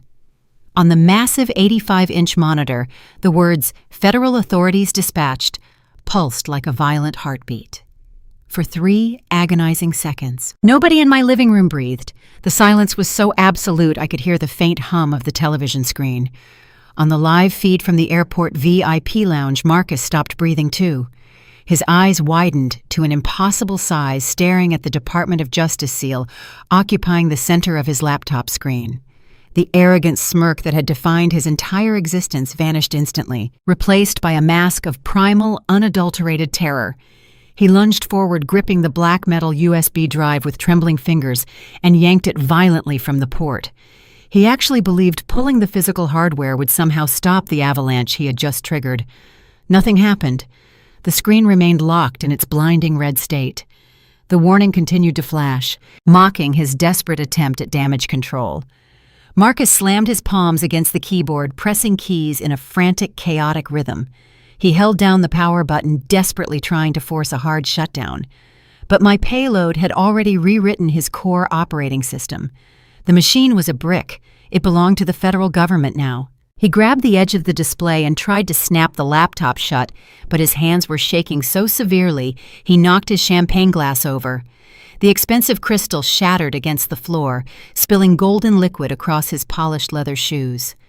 Chloe finally looked up from her phone. She stared at the red screen, and then at Marcus, her perfectly contoured face contorting in confusion. She reached out to touch his arm, asking him what he had done.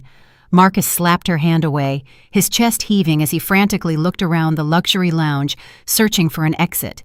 He never even made it out of his chair. Less than 60 seconds had passed since the progress bar hit 100%. The heavy frosted glass doors of the VIP departure lounge didn't just open, they exploded inward, shattering into 1,000 glittering pieces as a heavily armed FBI tactical team stormed the room. It was a spectacle of absolute, overwhelming force. Men and women in dark olive tactical gear poured through the breached entrance, assault rifles raised and laser sights sweeping across the plush leather furniture. Their voices barked sharp, lethal commands that echoed even without audio on my security feed. The wealthy patrons in the lounge shrieked and dropped to the floor, covering their heads. Marcus stood up, his hands raised in a pathetic gesture of surrender. 2 agents hit him simultaneously. They tackled him with such brutal efficiency that his expensive tailored suit jacket ripped at the shoulder. They slammed him face first into the plush airport carpet, pinning his arms behind his back. The physical impact knocked the wind out of him. I watched as a federal agent drove a knee squarely between Marcus's shoulder blades, snapping heavy steel handcuffs shut around his wrists. The financial genius, the man who thought he could outsmart me and steal my fortune, was reduced to a squirming, helpless captive pinned to the floor. Chloe scrambled backward, kicking her designer heels frantically against the ground. She pressed herself into the corner of the leather booth, holding her designer handbag in front of her face like a shield. She shrieked hysterically, pointing a trembling finger at her husband. Even without the audio feed, I could read her lips perfectly. She was screaming that she had absolutely nothing to do with him. She was crying that she was just his sister-in-law. She was pleading total innocence, throwing the man she had conspired with straight under the bus without a single second of hesitation. She actually had the nerve to demand they release her, acting as if this raid was simply a customer service error at a high-end boutique. A senior FBI agent stepped out from behind the tactical team. He was not wearing a helmet, just a black tactical vest with gold lettering across the chest. He walked slowly toward Chloe, his expression completely devoid of sympathy. He reached into his vest and pulled out a folded piece of paper. He snapped it open and held it right in front of Chloe's tear-streaked face. It was a printed transcript. I knew exactly what that paper said because I had forwarded the intercept directly to the lead investigator. The agent looked down at Chloe and read her own words back to her. He cited the exact text message she had sent from her burner phone at 2 o'clock in the morning the day before. The message where she gleefully bragged about draining her stupid sister's money and booking a first-class ticket to a new life. The agent smirked a cold professional smile. He informed her that according to federal statutes, conspiring to launder $15 million and actively participating in the execution of the theft made her a first-degree accomplice. Chloe's mouth dropped open in a silent scream of disbelief. Her carefully constructed reality completely imploded. A female agent stepped forward, grabbing Chloe by the arm and dragging her roughly to her feet. Chloe thrashed wildly, her expensive blowout falling into a messy tangle around her face. She kicked and wailed as the agent forced her hands behind her back and locked a pair of heavy cuffs around her wrists. The golden child, the untouchable favorite daughter who had spent her entire life stealing what belonged to me, was marched out of the VIP lounge alongside her disgraced husband. I turned away from the television and looked at the audience in my living room. The fallout was spectacular. My mother Patricia let out a sound that I had never heard a human being make before. It was a guttural, blood-curdling shriek that tore from the very bottom of her lungs. She watched her precious Chloe, her perfect societal trophy, being manhandled by federal agents on a massive screen. Her hands flew to her chest, clawing at her pearl necklace so violently that the string snapped. Dozens of white pearls cascaded onto the hardwood floor, bouncing and rolling in every direction. Her eyes rolled back into her head, and she collapsed sideways onto the velvet sofa, sinking into a dead faint. My father Harold dropped to his knees beside her. He grabbed her shoulders, shaking her gently, but his eyes were completely vacant. His face was the color of ash. The authoritarian patriarch, the man who had controlled every single aspect of my existence through fear and financial manipulation, was utterly broken. He stared at the television screen, watching the ruin of his legacy. His son-in-law was a federally indicted felon. His favorite daughter was an accomplice. His own offshore tax fraud was currently sitting in an FBI database. He had absolutely nothing left. He was a hollow, empty shell of a man kneeling in the ruins of his own arrogance, staring blankly at the pearls scattered across my rug. And then there was Bradley. The realization of the FBI raid hit him like a freight train. If the feds had Marcus, they had the laptop. If they had the laptop, they had the zero-day extraction.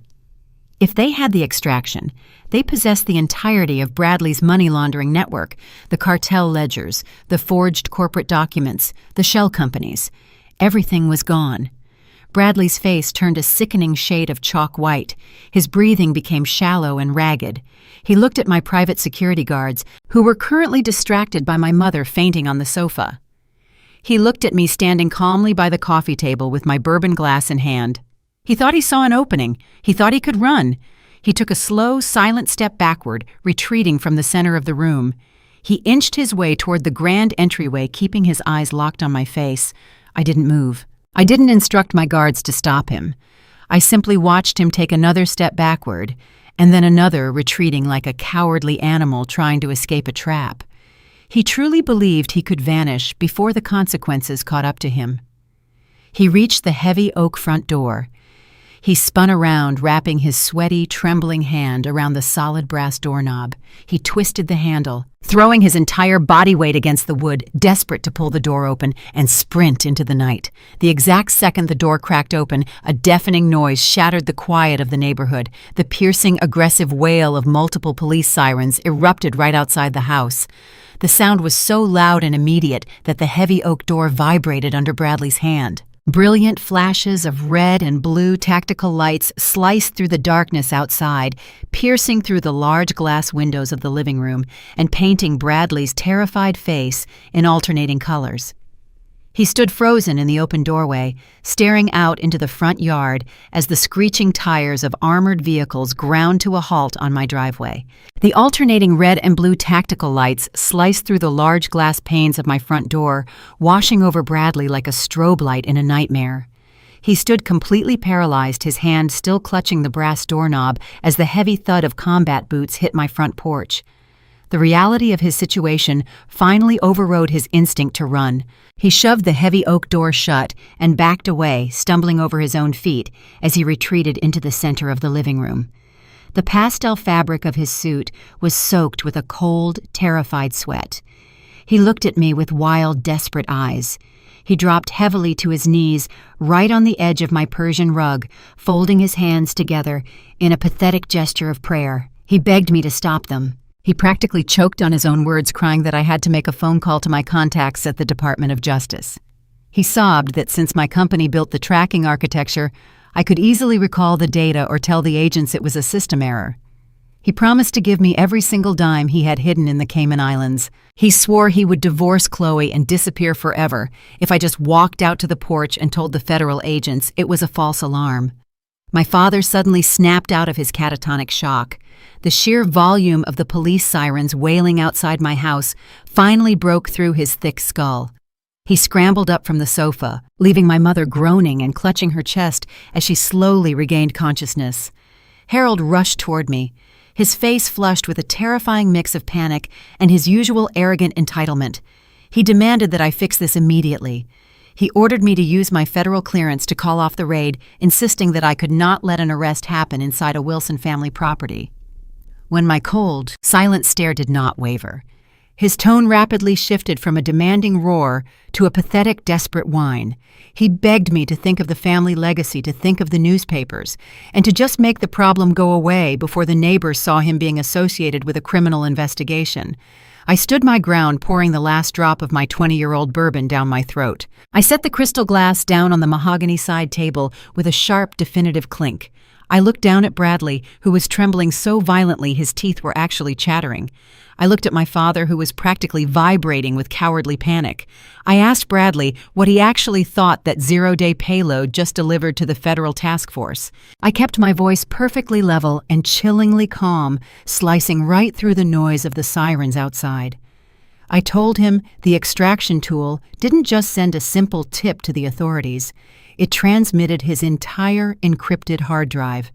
It sent every single hidden corporate document, every ghosted offshore bank, routing number, and the complete, unbroken chain of his fraudulent operating ledgers directly to the FBI cybercrime servers. I stepped closer to Bradley, looking down at his weeping, pathetic face. I explained the absolute poetry of his destruction. I told him that the transmission was heavily encrypted, but it carried a very specific digital signature. It carried the unalterable hardware identification code originating directly from Marcus's personal laptop. I watched Bradley's eyes widen as the reality of my words hit his brain. I told him that I didn't frame him, I didn't hack his accounts, and I didn't steal his money.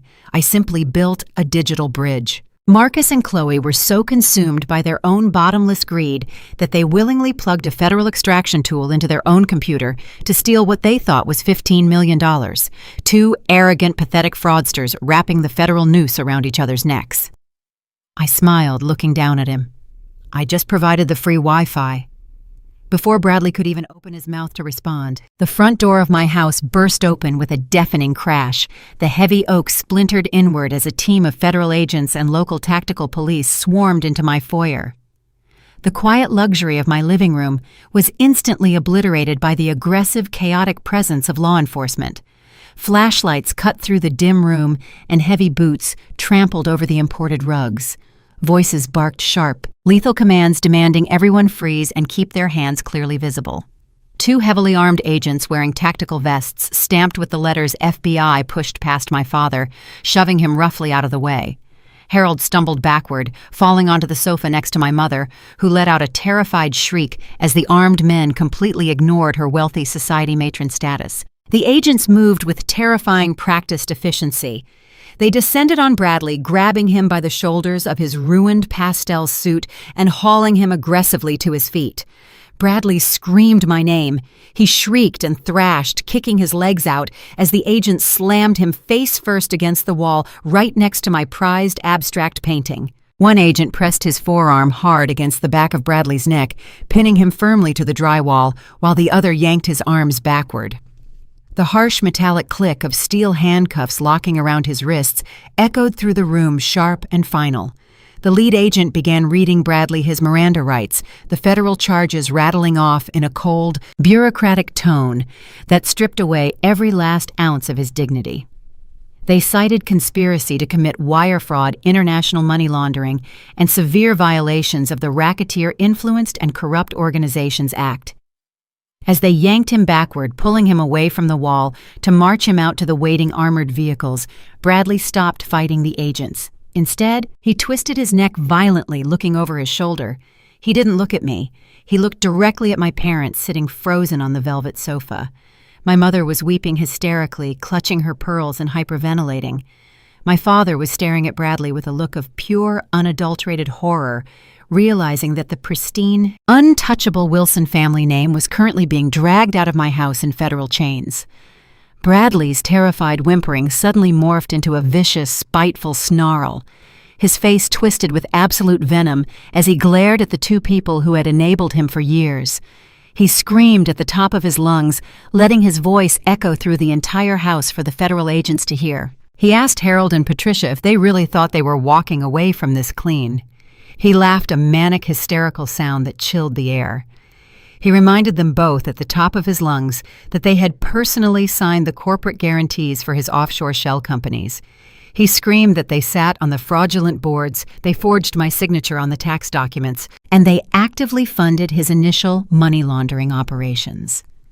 The federal agents paused for a fraction of a second, exchanging a very sharp, very interested look as Bradley delivered his final devastating blow.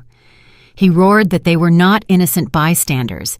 He screamed that he was not going to sit in a federal penitentiary alone while they sipped mimosas at the country club. He promised them with absolute furious certainty that he was going to tell the prosecutors everything.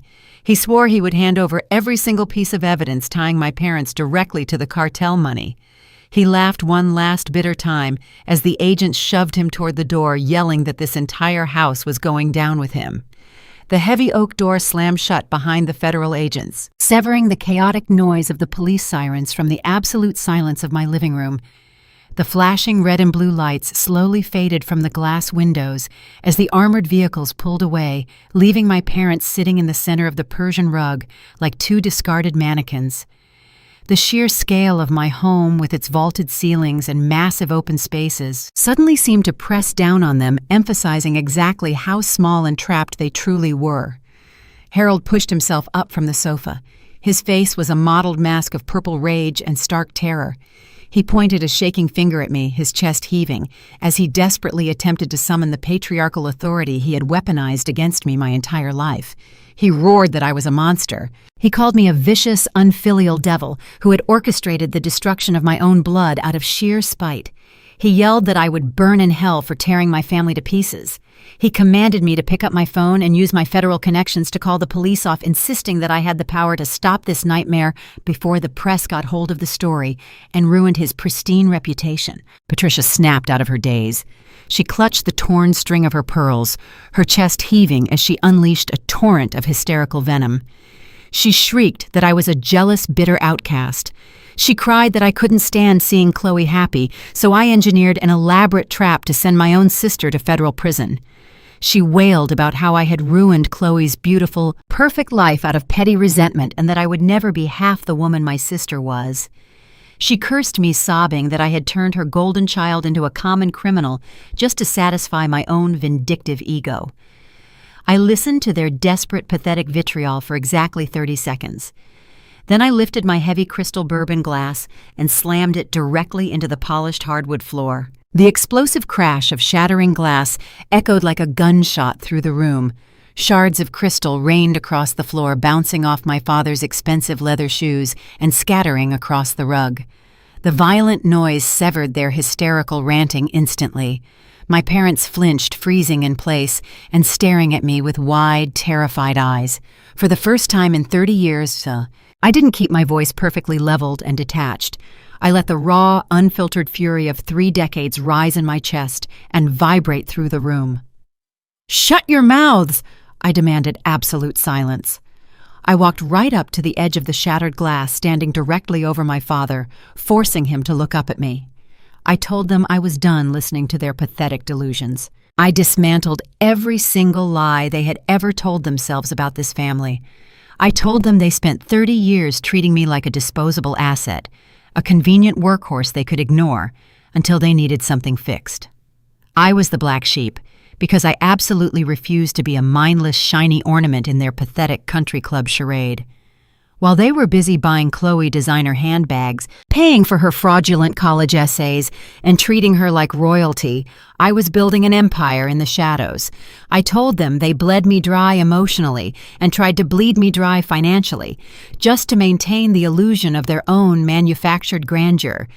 I looked at my mother, whose mascara was running down her cheeks in thick, dark lines. I explained that Chloe was nothing but a fragile, hollow shell that they had pumped full of stolen money and toxic entitlement. They created her. They created Marcus and Bradley by demanding a level of fake wealth and societal status that only criminals could actually sustain. They wanted a picturesque family so badly that they actively encouraged their golden children to marry sociopathic fraudsters.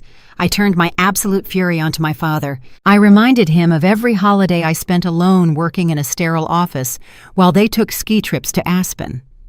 I reminded him of every academic and professional achievement of mine that he casually dismissed simply because I chose to be brilliant instead of compliant.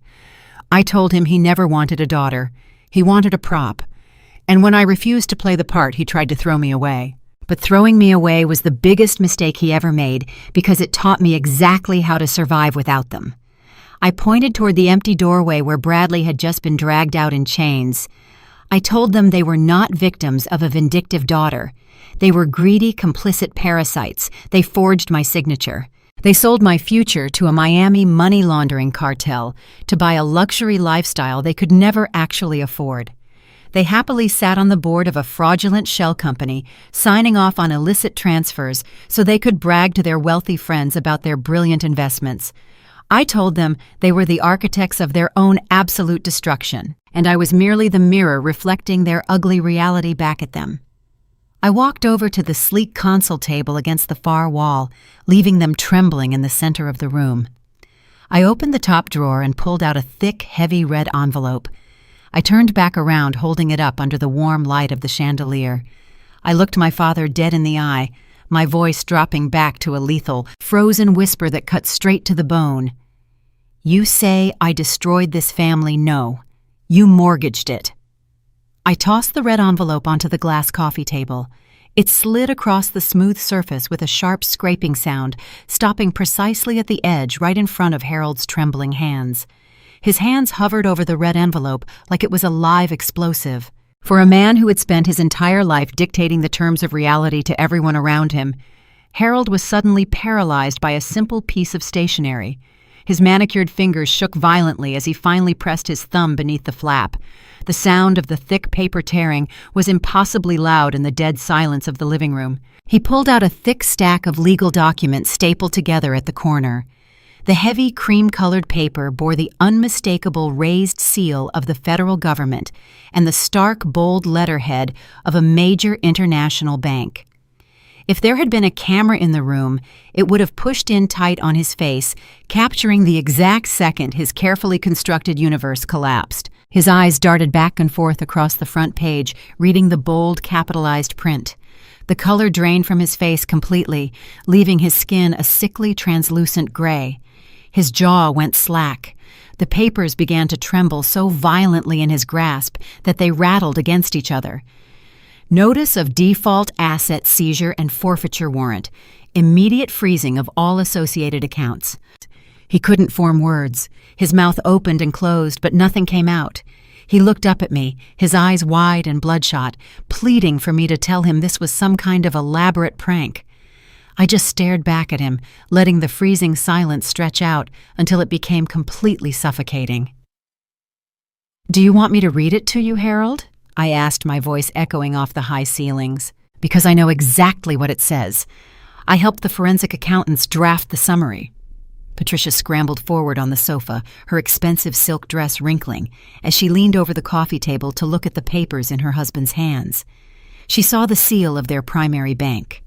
She saw the words foreclosure and seizure. Her hands flew to her face, covering her mouth as a low, pathetic whimper escaped her throat. "That envelope contains the exact accounting of your greed," I told them, stepping closer to the glass table. "For the last 5 years, you two couldn't stand the fact that Marcus and Chloe were outspending you. You couldn't stand showing up to the country club in last year's Mercedes while your golden daughter flaunted a new private charter to Monaco every other month. You wanted that kind of wealth. You demanded it. So when Bradley came to you with a highly exclusive offshore investment fund guaranteeing a 30% annual return, you didn't ask a single question. You just saw the dollar signs and blindly handed over the keys to your entire life." Harold swallowed hard, gripping the papers so tightly his knuckles turned white.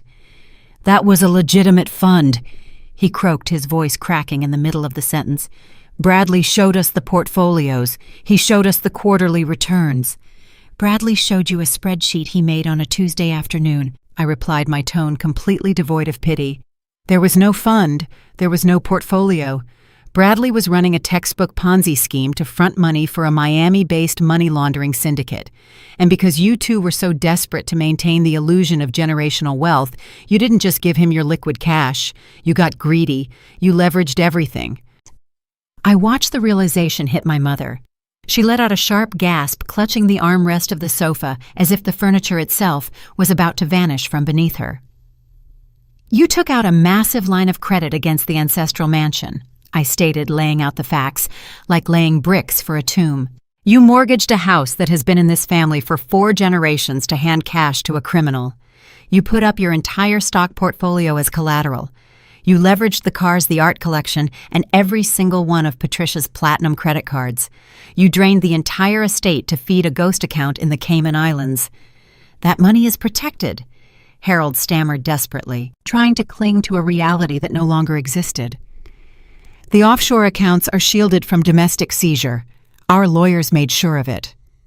I let out a slow, humorless laugh. "Your lawyers are obsolete, Harold.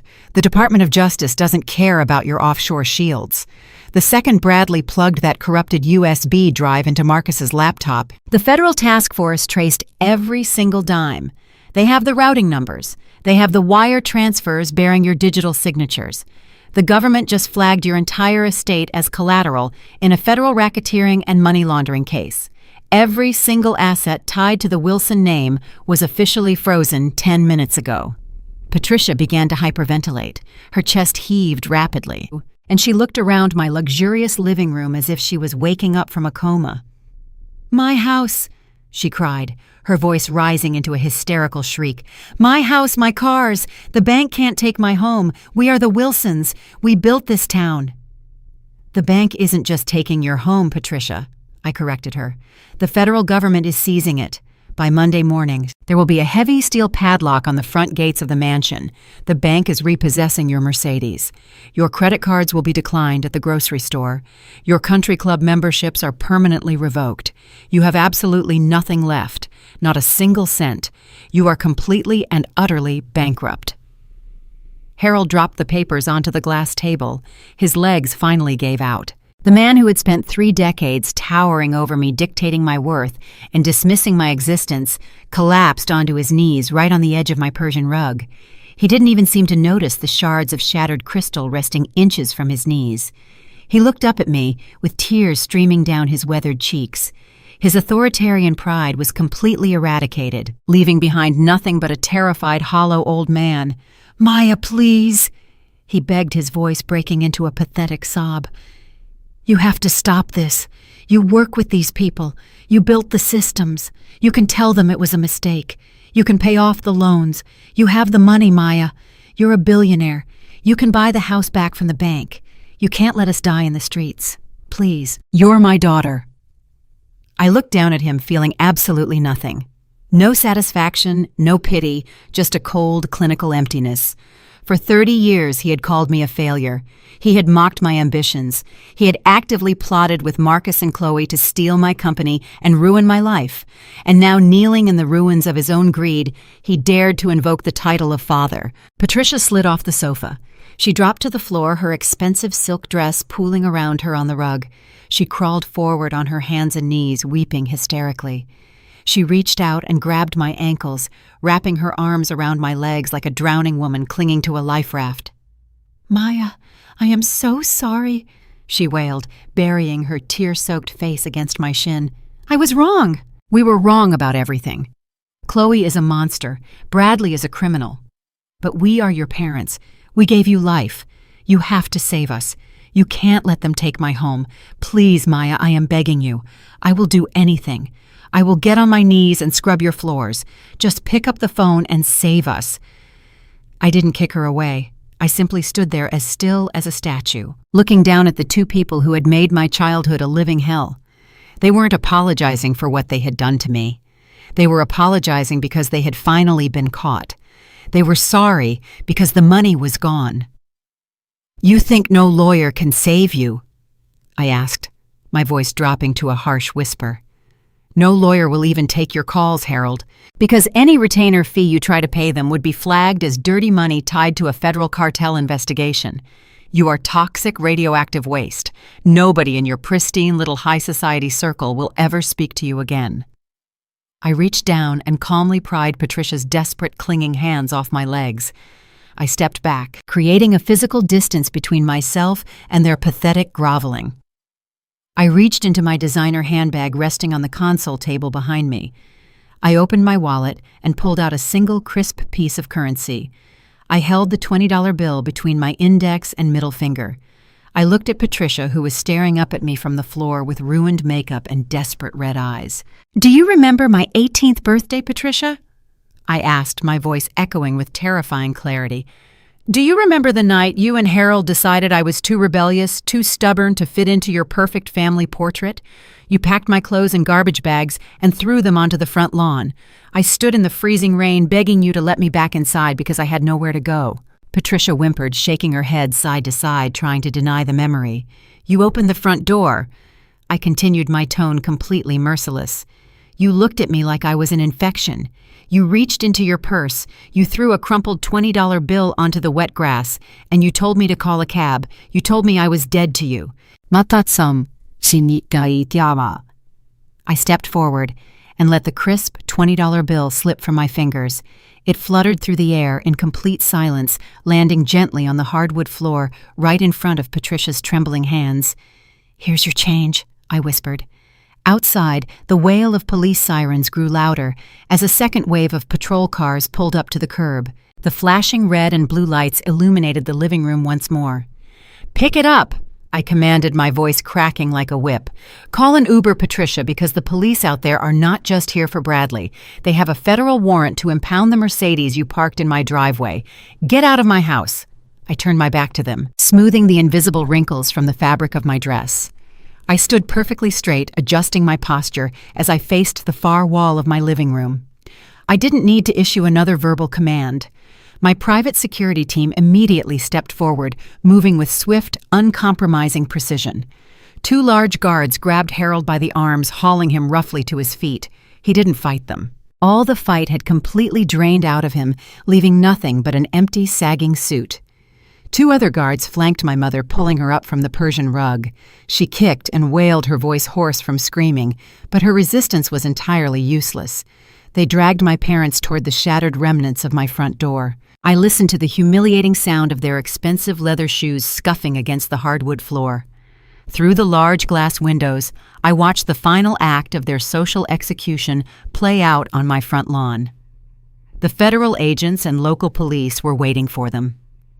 As soon as the guards pushed Patricia and Harold out onto the porch, the flashing red and blue lights illuminated their absolute disgrace.